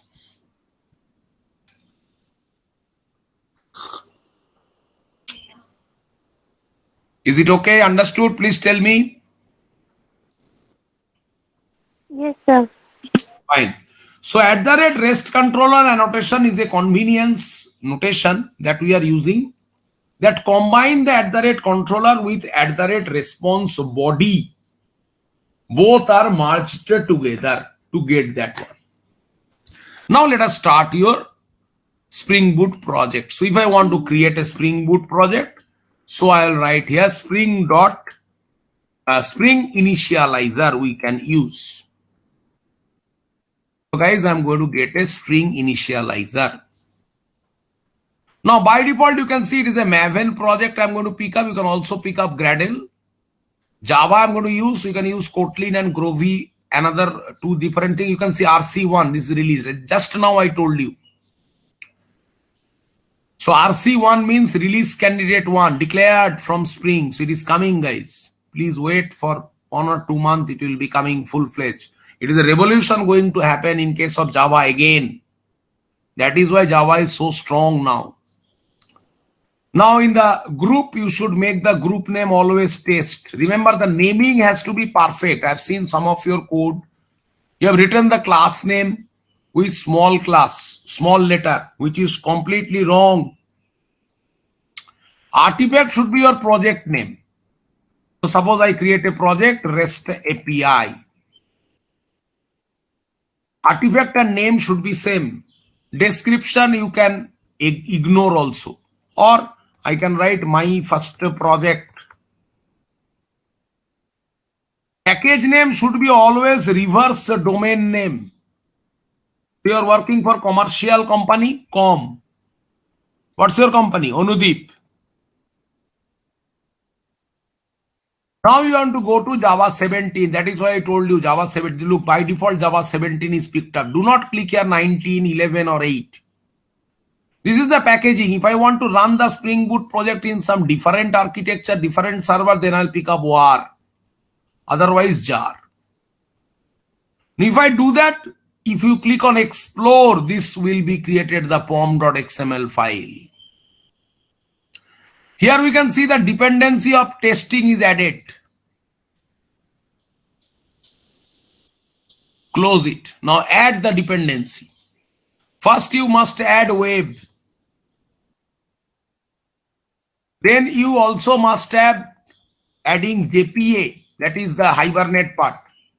You can see. Then I must add H2 database. Then I also should add MySQL. Because I'm going to control in both the databases. I also want to do Lombok. So it is optionated. That is why I told you options are there, DevTools. So this project is still lacking security, still lacking Swagger. All those things I can add up later. So these are the main annotation that you should use. You can put MySQL or H2, but I'm right now for clarity, I'm taking both. So you can put more than one database in your project, not a problem. Even you can add up Oracle also. Not a problem. Now you can explore again. See, the dependencies are all created. See, this is for H2. This is for MySQL. This is for Lombok. Test is also there. JUnit testing. So all the things are completely ready. So with this now, I can download. So click on generate. It will download a jar file. So we got it. Dibya, is it clear? Yes, sir. Simply copy this jar file and let us take the jar file to a location where I can work. So suppose I am going to work in my STS. This is STS Spring Tool Suite. This is the projects folder. I am having lot of projects, so I am putting it here. REST API. And then immediately you should open it or unzip it. And you can delete the zipped file. Do not keep two things. Compressed files should be all deleted. Otherwise, disk space will be reduced. So now, guys, I'm ready to start up my project. So how? This is my STS. So let us start it up. So guys, see how I'm going to create the project for in front of you. So you can go to the launch in the same workspace, click on launch. Now, whenever before importing any project and all, you guys need to cross-check two things. Without doing that, do not do any project. Later on, you have to regret. So Spring Tool Suite will take some time to get configured and would be started and displayed the screen like this way. Now I am getting this. Now I am going to load it. So first of all, what I need to do, I need to go to the preferences. In the general section, I'll go to the appearance, color and font. Text font is already bold so that all of you can see. In the editor, in the text editor, I will go to the spelling, switch it off. It's already off. Then go to the web browser, make it Chrome. Then I'll go to the Java area. Here I'll go to the installed JRE. I'll add up my own JDK. Do not use this JRE. Please remember, guys, even you can delete this. Look, I've deleted the additional JRE. No need of carrying unnecessary thing. Editor, go to the save action and then apply and click on these two for indentation. Then cross-check with the compiler area and check out whether your compiler is perfect. Select here, you can see the drop down 17 is there. Then you should go to the Maven. These are all Java. Then you should go to Maven because you are doing with Maven project. Go to the installation of Maven. Here you should be using your own Maven. You should not use, look, I am not using my internal Maven. I'm using external Maven. This is the Maven. I am having already downloaded Maven from here.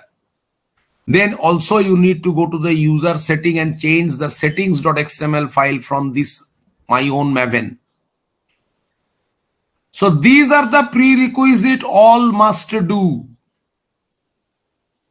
Otherwise, guys, it will give you a lot of pain. Then click on apply and close. Then you are ready for the project. Now I'll import the project, what I have already, the skeleton of the project is now ready. So existing Maven project, next, browse. Then go to the projects area, REST API, what I have created, select, finish. And double click here, it will now download all the dependencies. Look, it is so fast because I have already done that previously. Dibya, is it clear? Are you able to see now? Yes, sir. So this is the structure of the project, and this is the code is written. Now, before you do anything, simply create the package structure. Number one, step by step. First, you need to create entity package. I'll not teach you DTO and all today. Later on, we'll do. Then you create exception package. So this is a skeleton you must create. जगह बनाओ पहले, उसके बाद उसमें code डालेंगे. Then you go to the again package. Then here you need to write repository. Then you need to go to add on the package controller. These are all empty package. First you create all of them without thinking any class. This is the way I do the project if you ask me to do Spring project. Then you create service package. Then you must create service implementation. That is another package, service IMPL.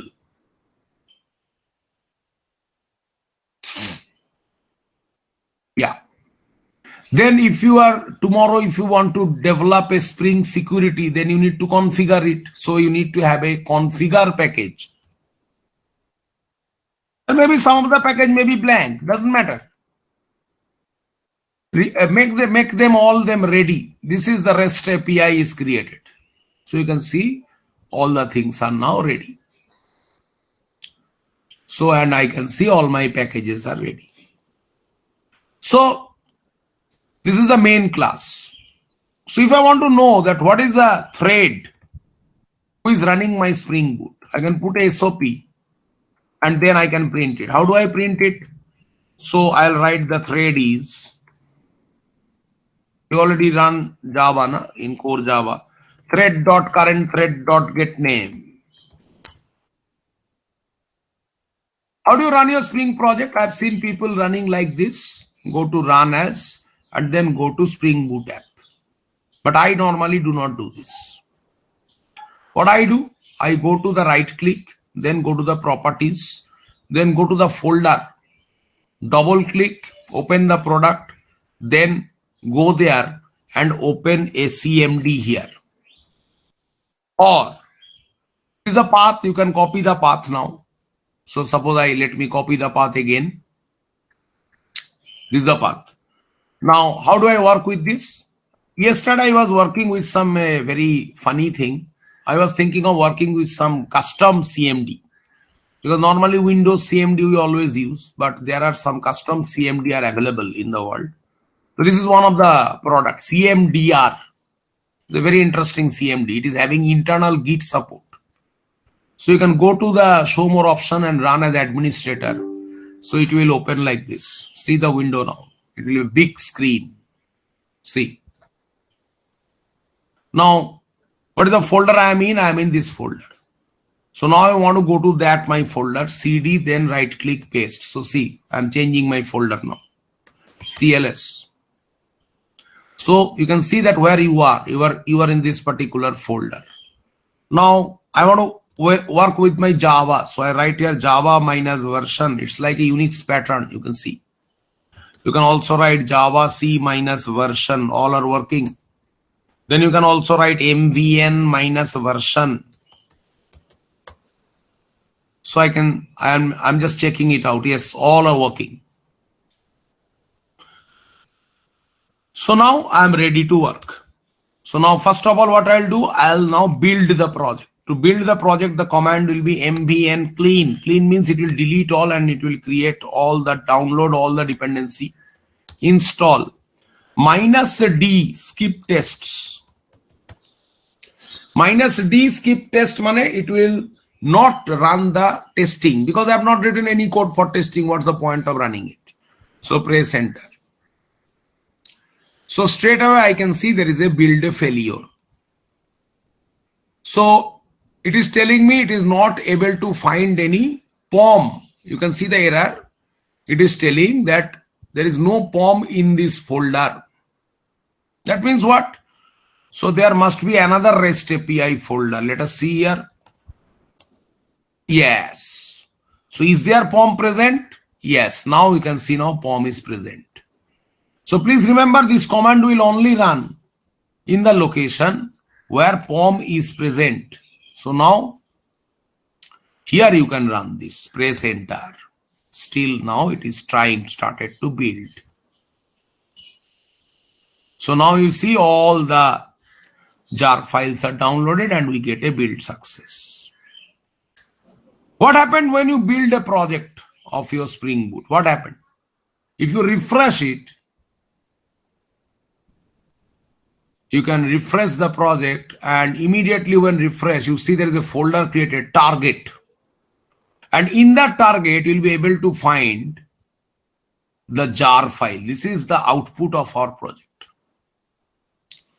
Now, how do I run this particular jar file? To do that, guys, we need to clear the screen again. Then you need to go to the target folder, CD target. Now you can see the path is present, target. Now you can do a dir and check it out that yes, your jar file is present. REST API jar. This is the dot class collection. This is the dot jar of original means the source code. So you can run only this. So to run this one, what we'll do, it is accumulated jar. So you can run here java minus jar, then the file name REST API. So guys, now I'm running my Spring Boot project. So you can see the thread is main, it is running.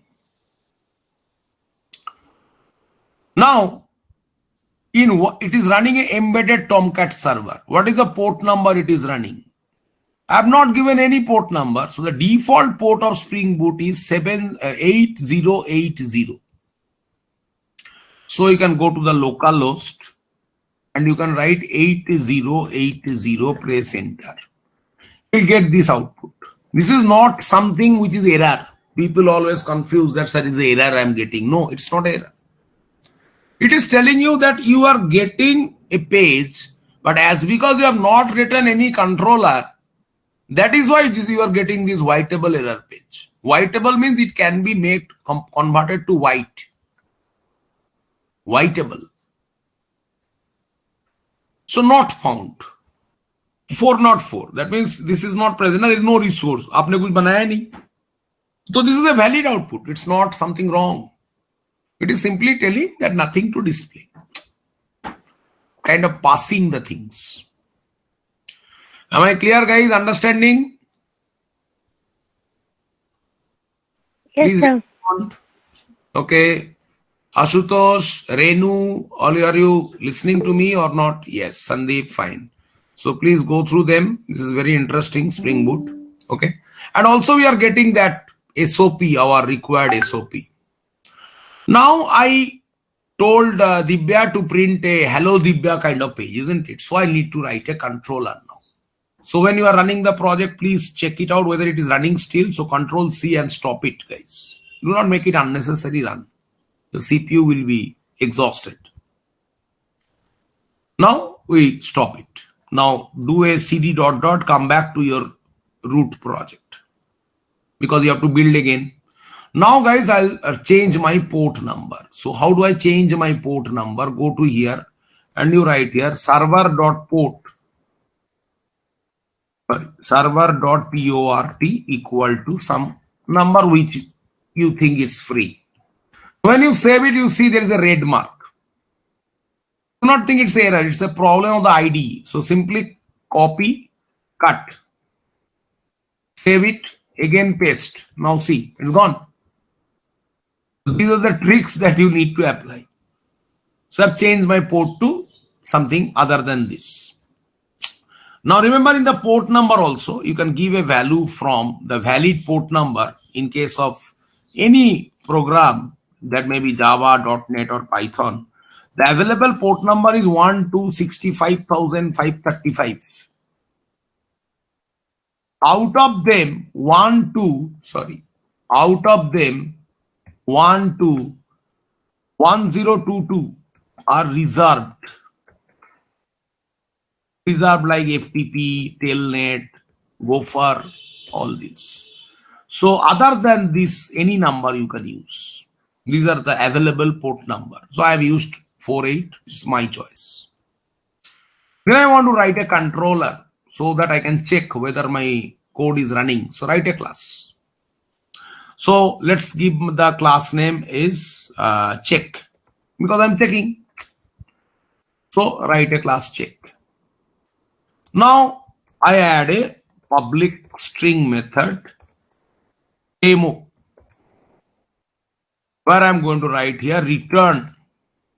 I want to create a web page. So I'll write here body bg color equal to, suppose double quote I've started. So let's make a single quote red.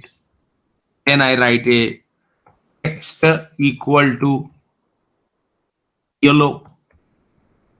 And body closed. Then I write I am Dibya. Learning boot, not boot, Spring Boot. Or okay, learning Spring Boot. Let's write some custom message. Close that h1 tag. Also close that body tag. Semicolon. Simple. This is the one of the method I've written. I want to write another method. Put it here. Demo 1, demo 2. Now suppose I want to pick up another student name in this particular classroom. Like suppose let us pick another name Renu. Small name are okay. So I am Renu now. Renu, are you there or not? Learning Spring Boot. Also. I want to interchange the color. Let us make her yellow and red. Hi Renu, are you there? You are Sir, not. open the H1. Yeah. So body BG color yellow and text red and yellow combination. Now, if I want to make them run, I'll write here REST controller. You could have also used controller also. That will also work.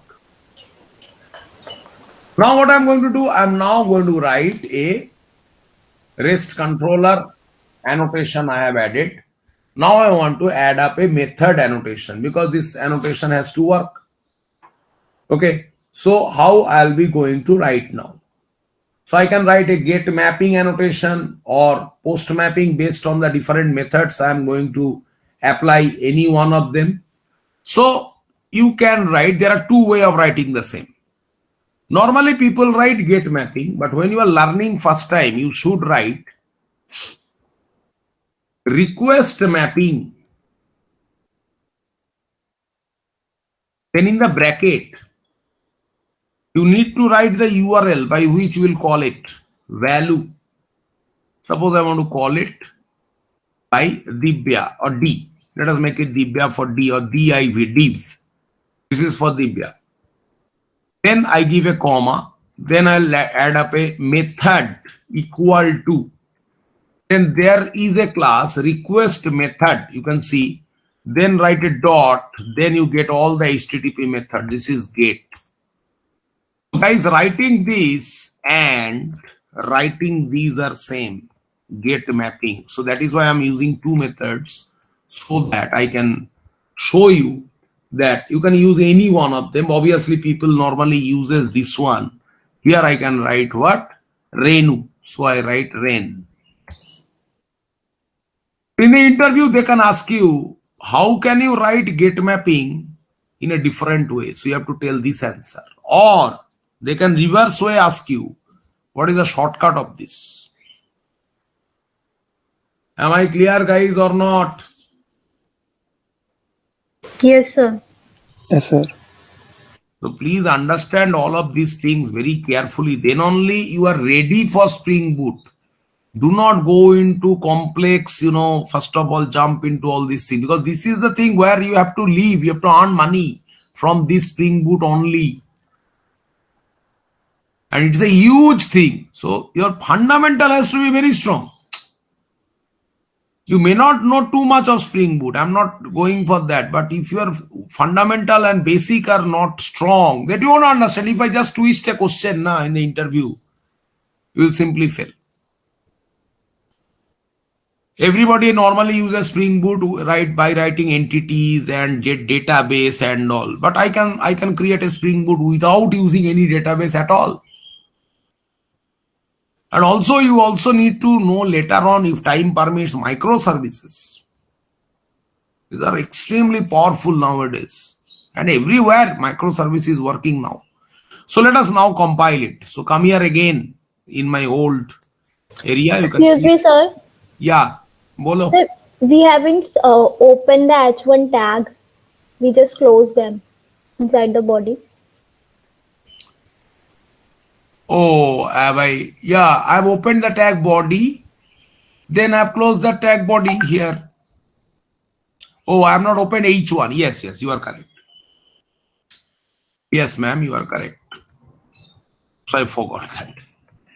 Anyway, so H1 is there present and I'm closing it. Yes, has to be properly written like this. Now come here. Now again I need to, clean install and create the library. Then again I have to go to the target folder and again we need to run the last command.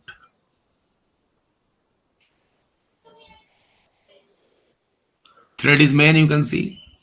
Now go there and simply refresh. Nothing is coming because now we have to change the port number 888 and div for Divya.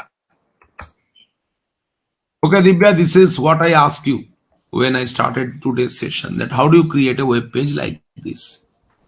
Now it's clear how we can give the answer. Yes, sir. Now it is a dynamic web page. If you go to view page source, can you see any Spring Boot it present here? So the client won't be able to even understand what is the technology by what has been used to create this website. So if you simply go to the view source, you won't be able to find anything.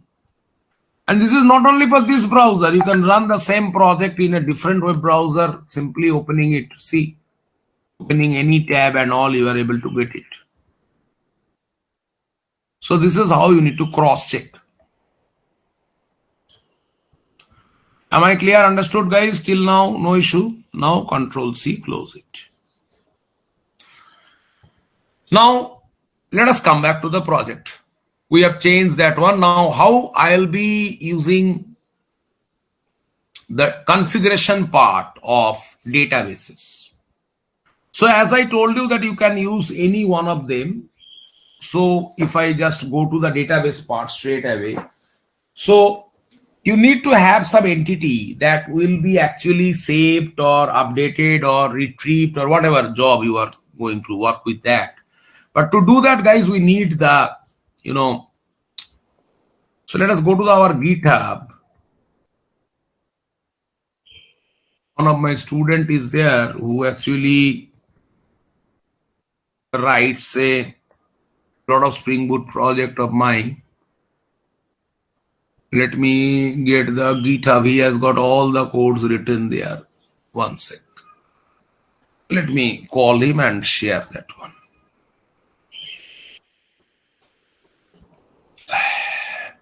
So it is all present in one location actually. That will be easy for us to access. Otherwise, again, I have to extract from different areas. Busy. Please call again later.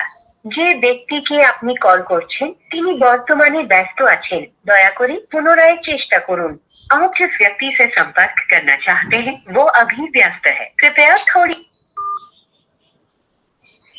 Wait.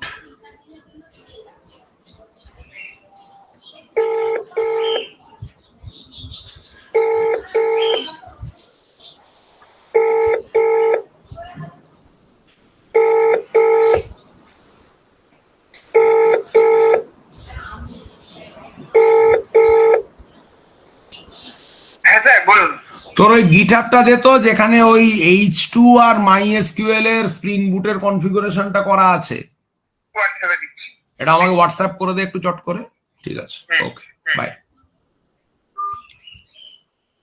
Yeah, it's coming. Just wait.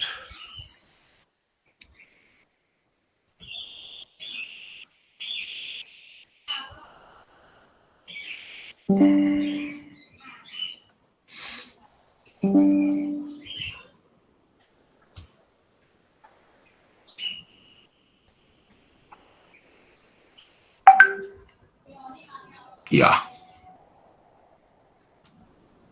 এটাকে clone করি।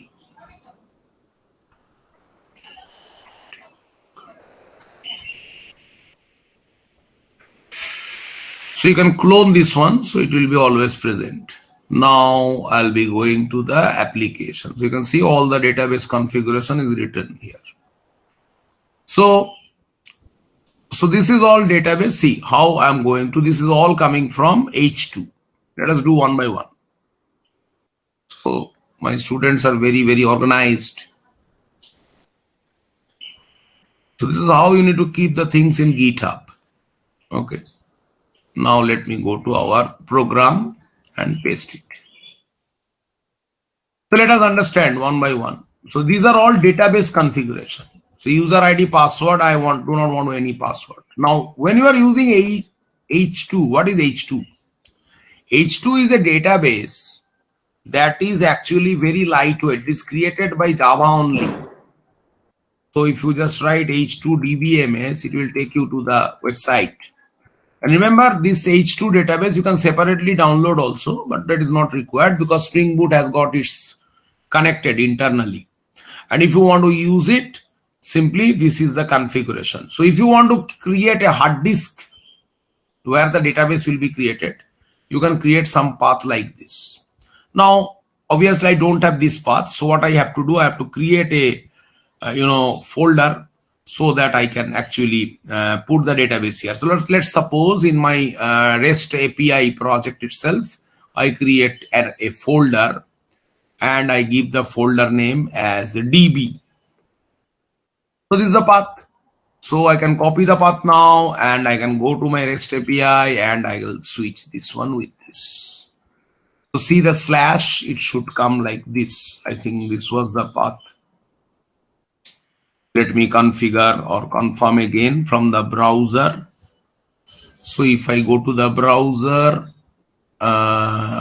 difference, where I have taken that, yeah. So I can see the path is front slash. So I have to give here front slash. Please do not give any gap in this path. And what is the database name I want to give? Suppose the database name I want to give Dibya. So Dibya. By this name, the database will be created. How will we see the database in the browser? This is the URL you have to give, H2DB. You can give anything. H2 demo. Console must be enabled. Web allow others.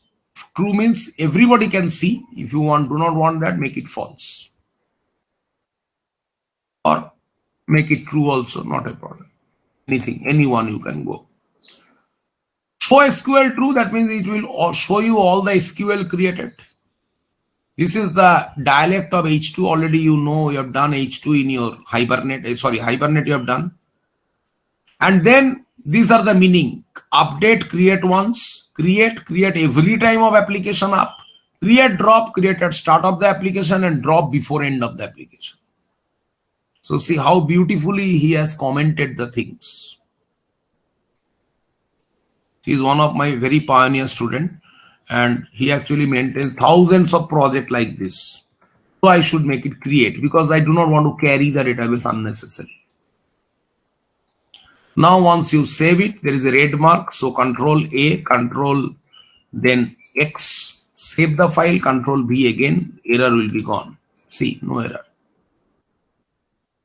So this is all about for this one. Now what you can do, you can create a copy of the same. So what you can do, you can simply copy the same file and put in the same location. And what you can do, you can make it application2.properties.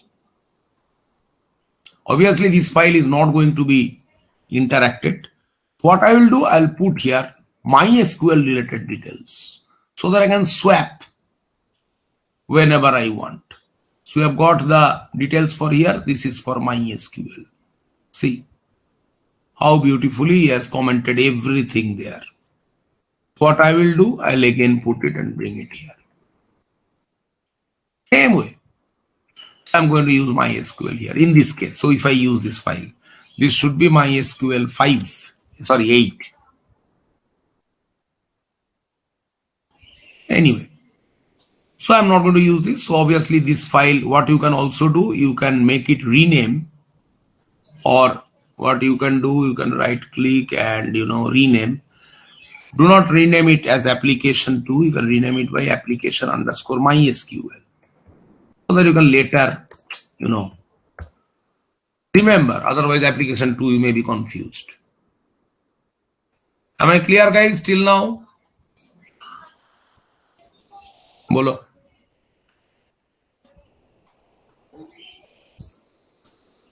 Please tell me hello. Yes, sir. Yes, sir.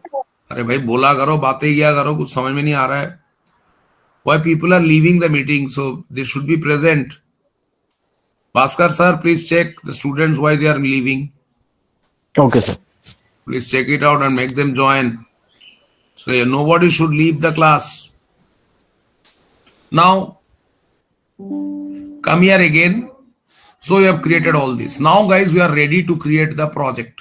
We'll complete by 1 p.m. Don't worry.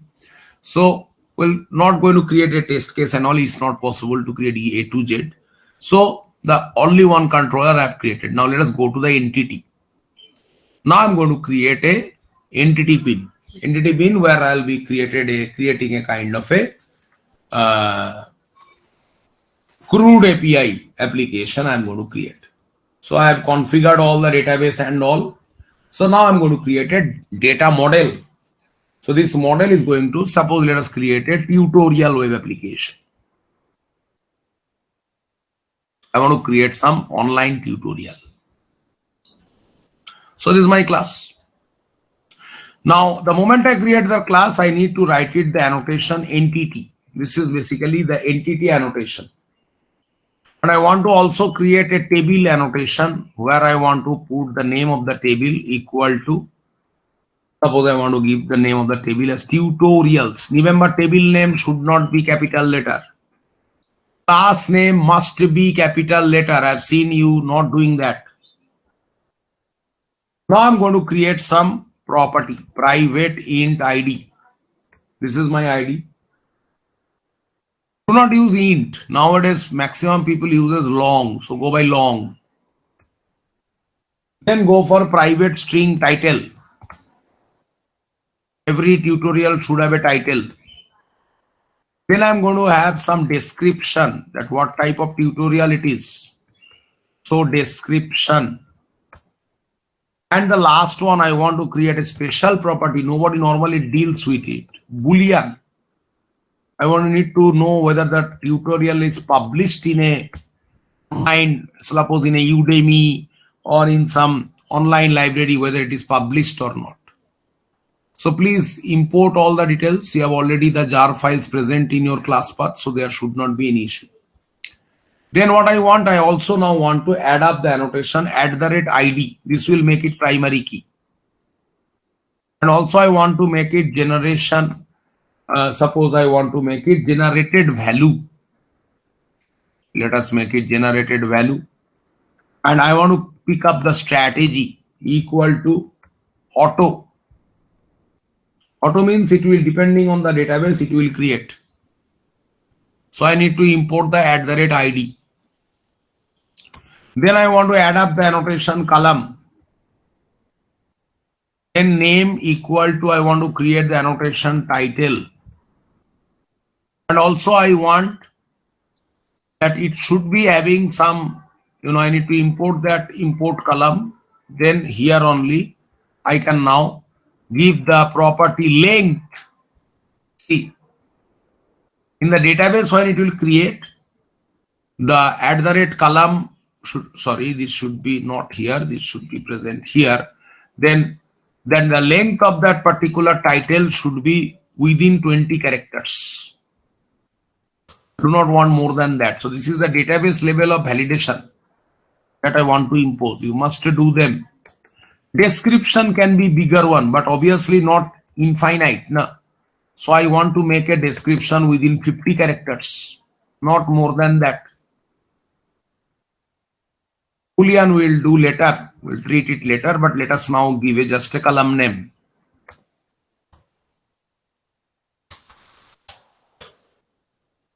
I'll write the name as published.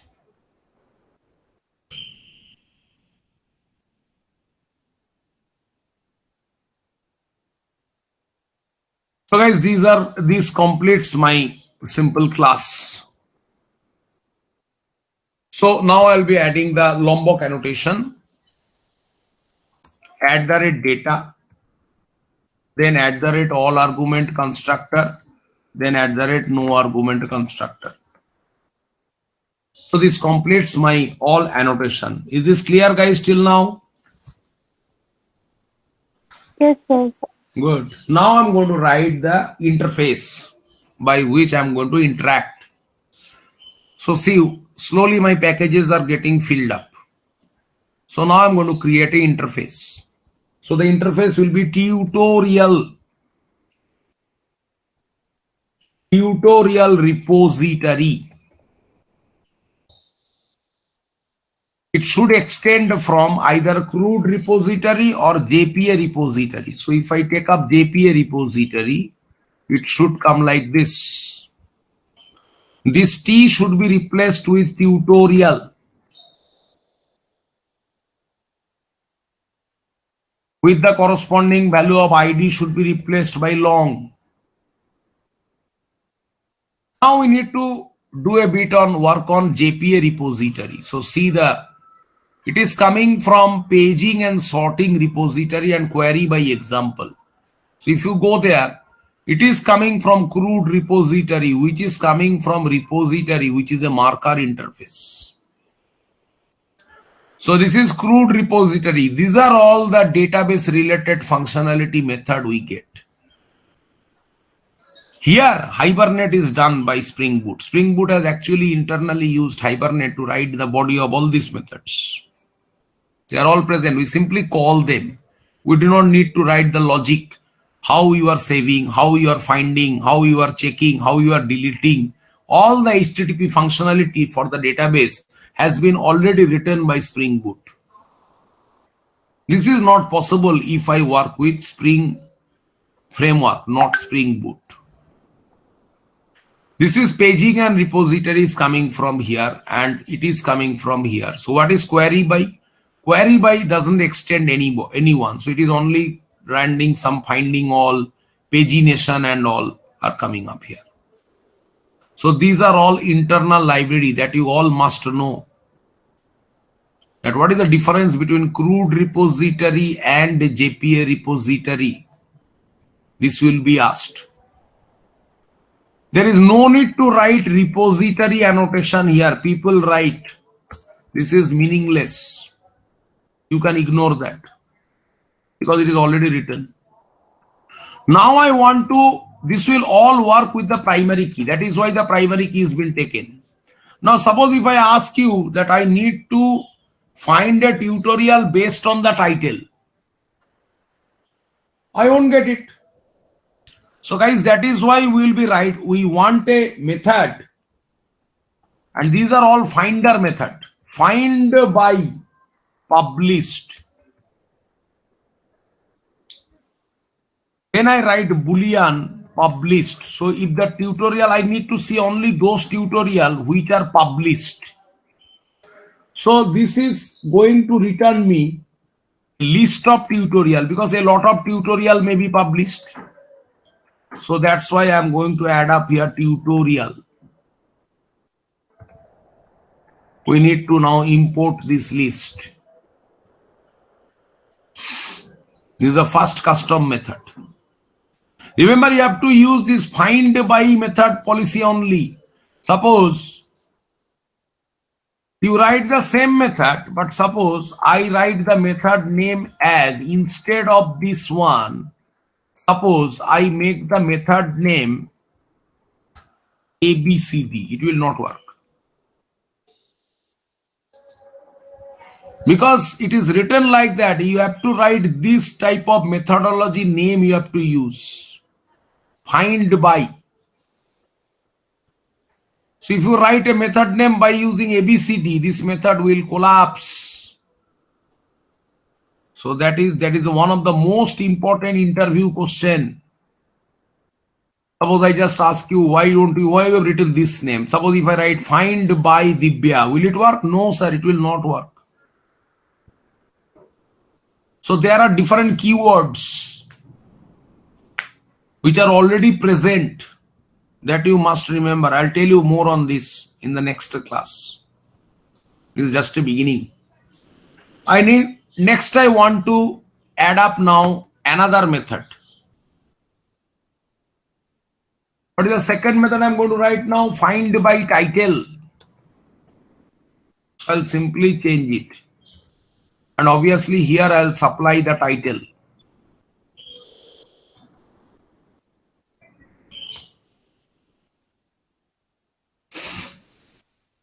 So these are the two additional methods that I am interested.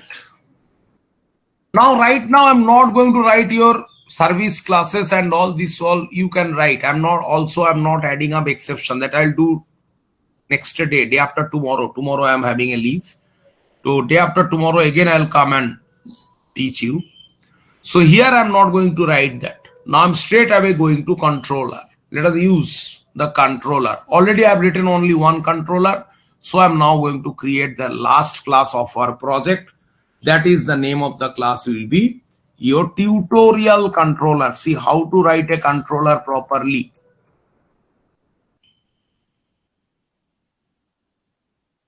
Immediately you write the class. You start with what?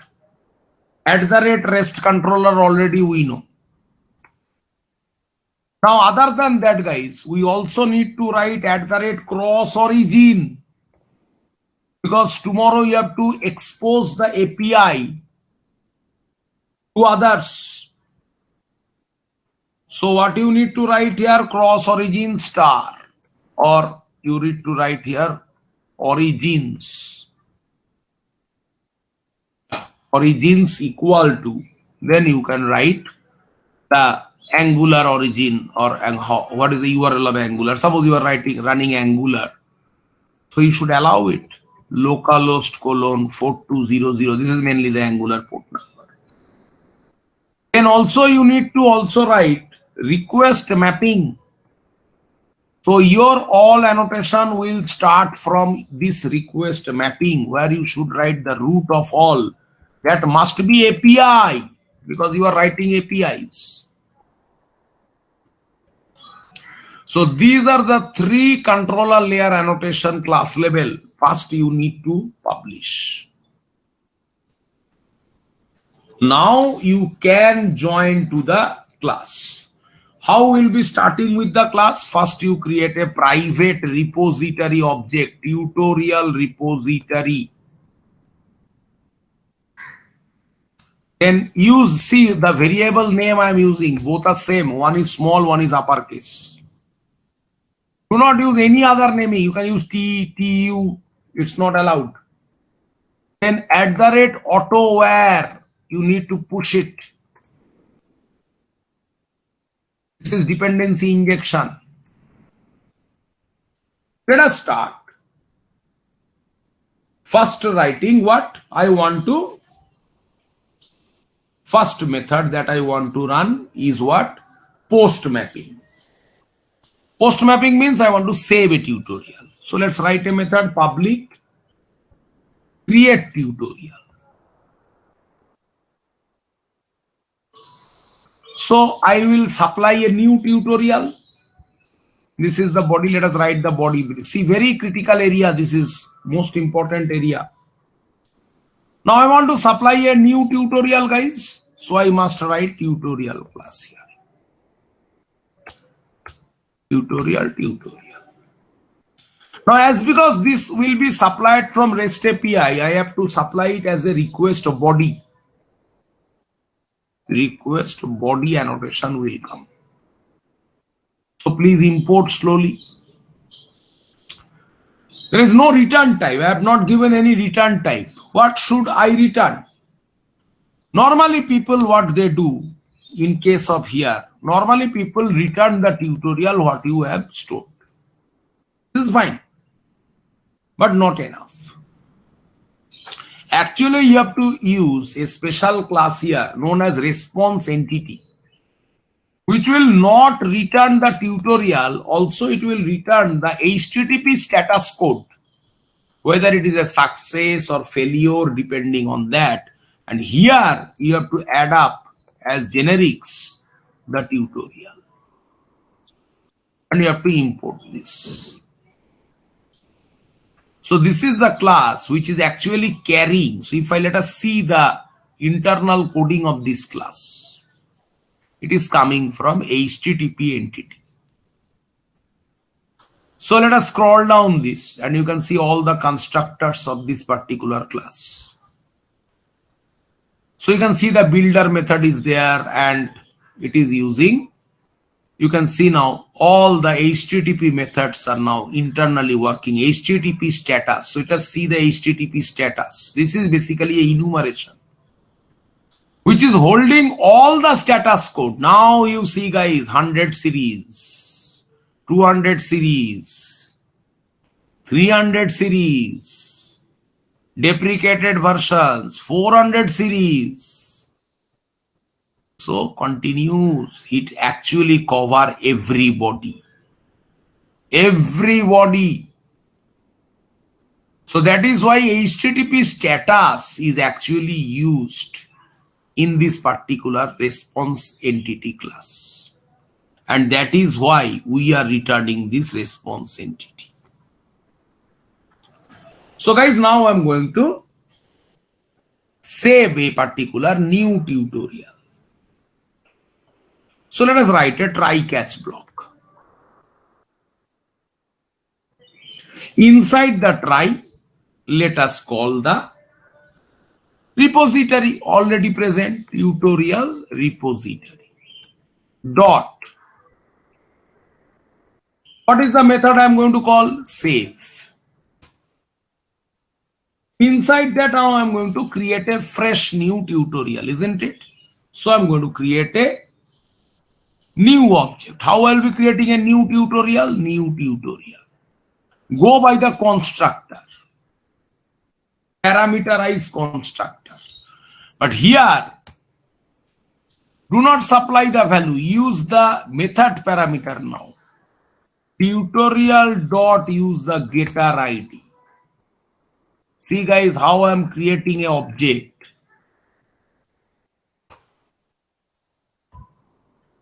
Get ID, then get title, then dot get description, then also tutorial dot get published. Sorry. Now a very interesting point. You won't be able to get the getter method in case of the published. It's a Boolean property. It will be is published and it will not be generated if you use Lombok. So here, that is why only to make you understand that I am giving here false. So this value I am just giving false. Now I have stored this one. The try block. See the guys, I am writing the try block. Now once it is stored, it must return. So that I am returning again this one now. So how I'm going to return it? So I'm going to return it now like this. It is a temporary object. What I'll do now, I'll write here. See how I'm going to create a temporary reference variable. Tutorial. What I will do, I'll put an underscore before the reference variable name. This signifies it is a temporary variable. So, got some spelling mistake, tutorial. Yeah. So, I've got the tutorial. Now, in the immediate next line, I need to return it because the method is returning, isn't it? So, I need to return an object of response entity. See, in the response entity constructor, I'll first supply the object what I'm getting, that is tutorial, and also the HTTP status code. This is HTTP status dot. What is the status code? It should be. It should be created. See, we have a created option. That means a new tutorial is created. Now in the catch section, catch money, there is problem. Something did not work. What I will do, I'll again write the same line. See, I'm using that try catch section. Here I'll write null because I'm not able to insert. And here I will return a HTTP status code by the name internal server error.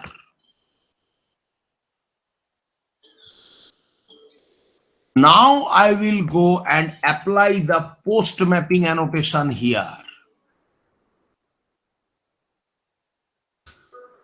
And in the bracket, I will write simply tutorials. This is basically the method you should write in the controller. Bhaskar sir, is it clear?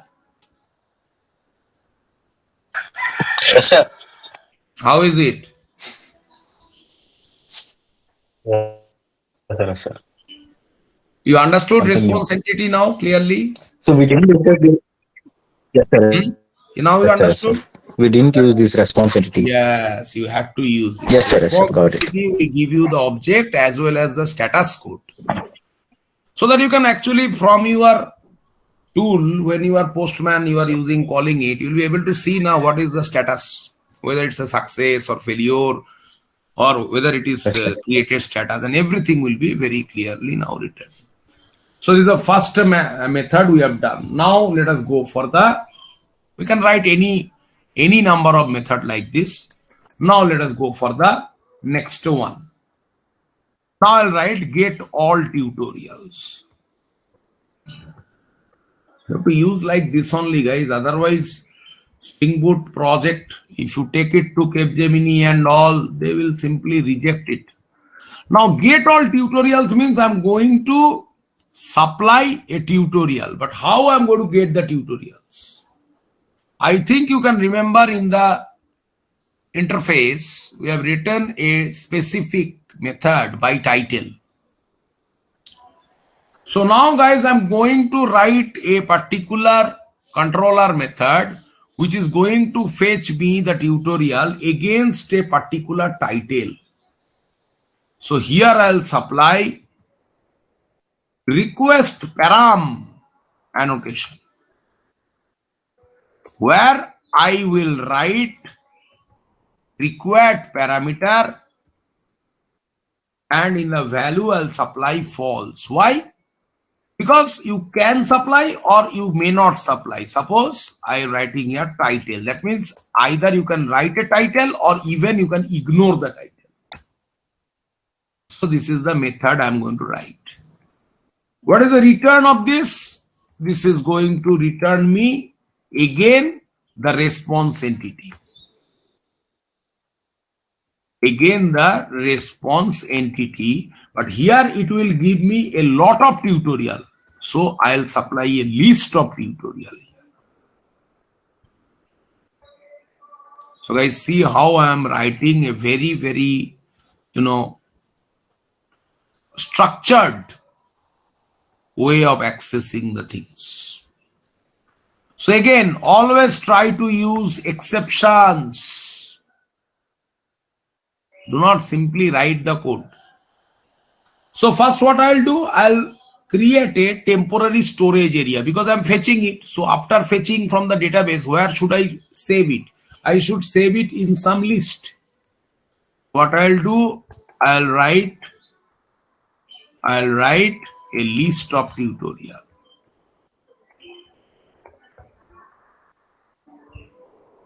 So let us create a variable tutorials equal to new array list. Let's create a temporary storage area like this. You can import array list very easily. Then I'll check if suppose the title what the client is supplying, suppose the client has not passed, so it is null. So if it is null, then I will fetch, because that means null means what? I'm not interested by title. Now I should get everybody because I'm not searching by title. So if I want to get everybody, the method will be find all. And by using for each method of Java, I will add it in the tutorial object that I have created, tutorials, then functional annotation, then add. So it will add to all. If it is null, then I'm going to do this. Else, if it is not null, then again I'm going to go by the repository, tutorial repository, but now I'm going to call the method find by title, the way I written there.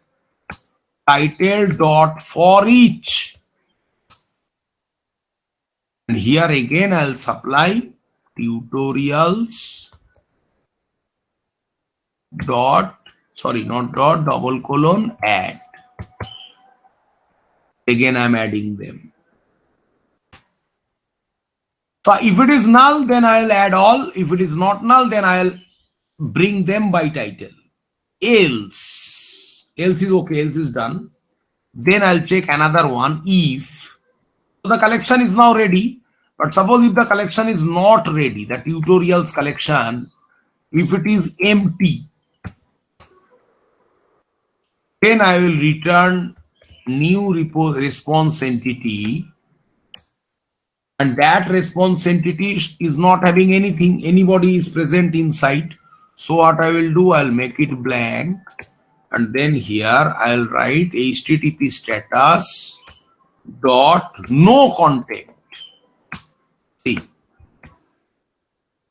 that means I'm not getting anything. Otherwise, else, I mean, if else return. Now I'm getting everybody, and I should now return a perfect flag now, OK flag. So I'll write here, return HTTP content, then the first parameter should be the collection, tutorials, because I'm getting it, and the second area will be OK. Dot OK. I need to change it to tutorials. Tutorials, yeah. Save it. And in the catch section, because catch means the exception, come here, and here you need to write again that null. Response entity object should get it null, and here it should be internal server error. Later on, I'll use exception management to change it. So this is by title how you are going to get. Am I clear till this? Only two methods I am able to write by 1 hour. To see how big the Spring Boot is, if you want to actually understand the things clearly. Sir? Yeah. Sir, actually, so it's all okay about the controller. So what we have to do in the service layer then, sir? Service layer, just you write add-on by your own. You can write you do not need to use any response entity. Simply you call the database there. Okay. I'll add up service later in the next class. Today it will be taking already 1 p.m. is now happening. Yeah. So guys, let us check only by writing these two methods. Okay. Because one method is for saving I've done and one method for this. Now guys, to check the code, what you can also do, you can write this. I'll send this project and I'll fill it up in the next class. You can learn in the meantime by your own. You can write a command liner implements command line runner. and it will give you a simple method. This is basically the builder design pattern you can use, and you can add some dummy tutorial for your checking. So to add that one, you need to write a builder annotation here. So what's the benefit of this builder annotation is, if you go to the main class again, like this one, here you can create, look how I'm going to create a tutorial now. Tutorial equal to, look, I'm going to use the builder design pattern. Tutorial dot builder. No, sorry, tutorial dot, yeah, it was dot builder dot, first is ID. So I want to insert a ID, or I can neglect the ID also, because I can start with, the second parameter was, name of the tutorial, name, or what was that, ID, title. Suppose the tutorial is Java. Then dot description. So let's write core Java tutorial.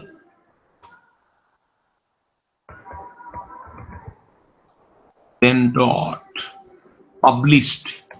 It's published or not, true. Then dot build. So simply this will create a one object. How you'll be saving this one to your database? Simply create @AutoWare and you declare a private repository object, tutorial repository, because you have not created service layer. Tutorial repository. And here, just to check whether it's working quickly, we can test like this. Tutorial repository dot save tutorial. First object gone. Second object, third, fourth. Let us save 4. So this is the second guy. So tutorial 2, 3, 4. Now let us make it Python. Then you can make Python tutorial. All are published. Now let us make it Angular.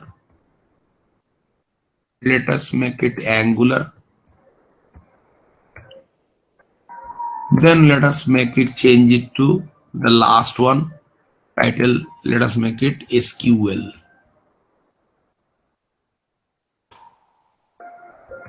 SQL. Also, what you can do, you can write after, you have to call the objects again. This is the first one, second one, sorry, third one, fourth one. Then what you can also do, you can go and print SOP. We'll introduce logger in the next class, all saved. This is a step-by-step development. You cannot do each and everything in one day. So this is all done. So let us now, guys, run this project and check it out whether the objects are saving or not. Ambient clean install. We need to build the project again quickly.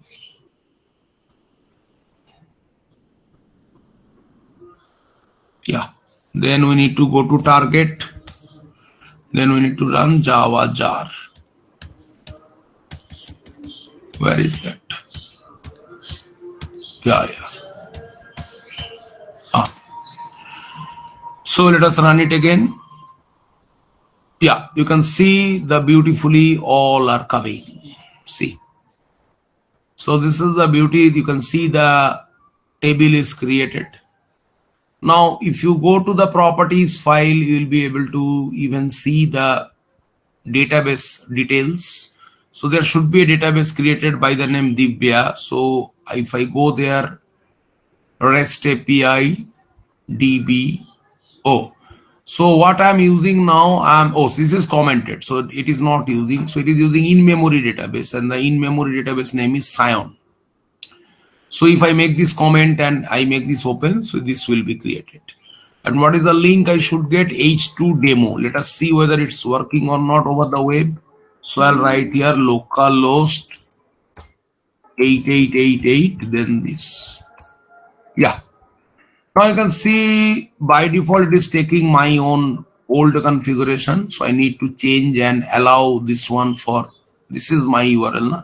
So I need to copy this guy and paste it here.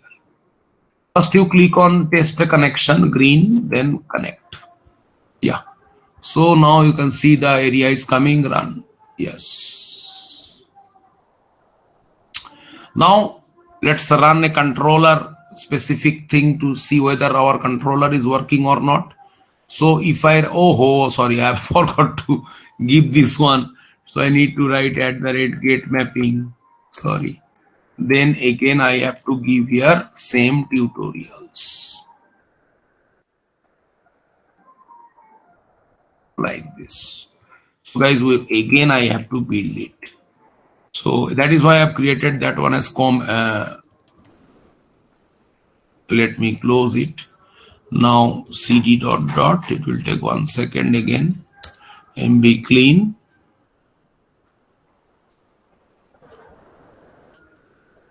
Then cd target.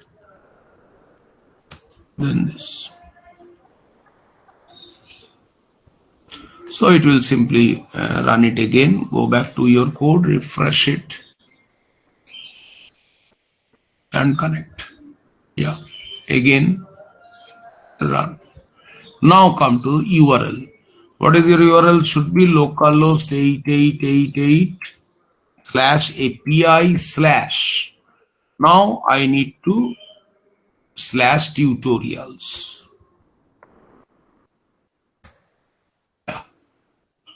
You can see all of them are coming.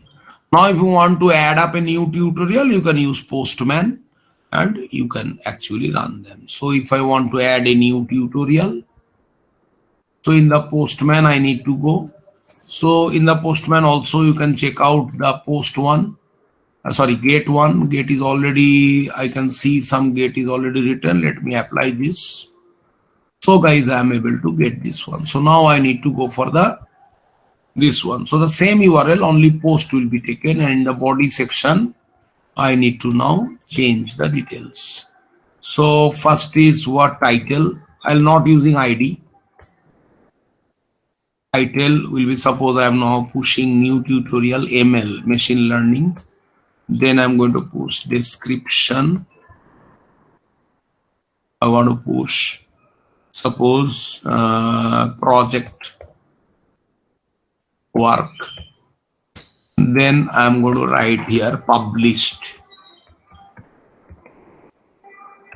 colon true or false, whatever. And this is over. ID I'm ignoring. So send. Yes. So you can see it is 5. So now if I come back and refresh here, I should get that 5th one. Yeah. Is it clear, guys? All of you? Good. Yes, sir.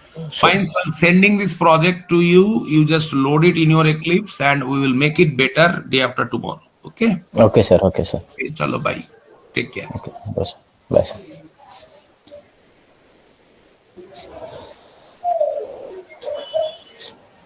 Hello, guys. Sir, can we run in that project in a normal command prompt? Yeah. Actually, SAR is doing something now. So actually what SAR is doing is, so we can build our project into, I mean, if you want to deploy your project in any kind of servers like, Amazon Web Service, or, if you want to deploy it in the Firebase, okay, you have to make everything into one particular jar file. Okay, so you can just deploy that particular jar file into the servers. Okay, so SAR is doing the same thing. Okay, SAR is building, okay, one jar file, and SAR is running that particular jar file only. Okay, yes, we can run that particular file, I mean, in the command prompt only, but by using the jar. Okay. Okay, sir. Yeah.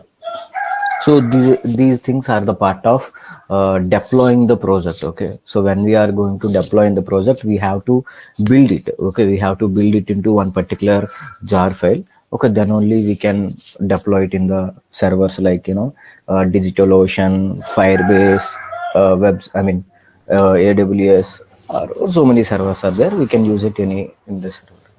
Okay, how is the class? Is everything okay? Sir, it's quite good. So actually, I don't know about that response entity. Okay, I mean, actually, Sari is seeing your lab data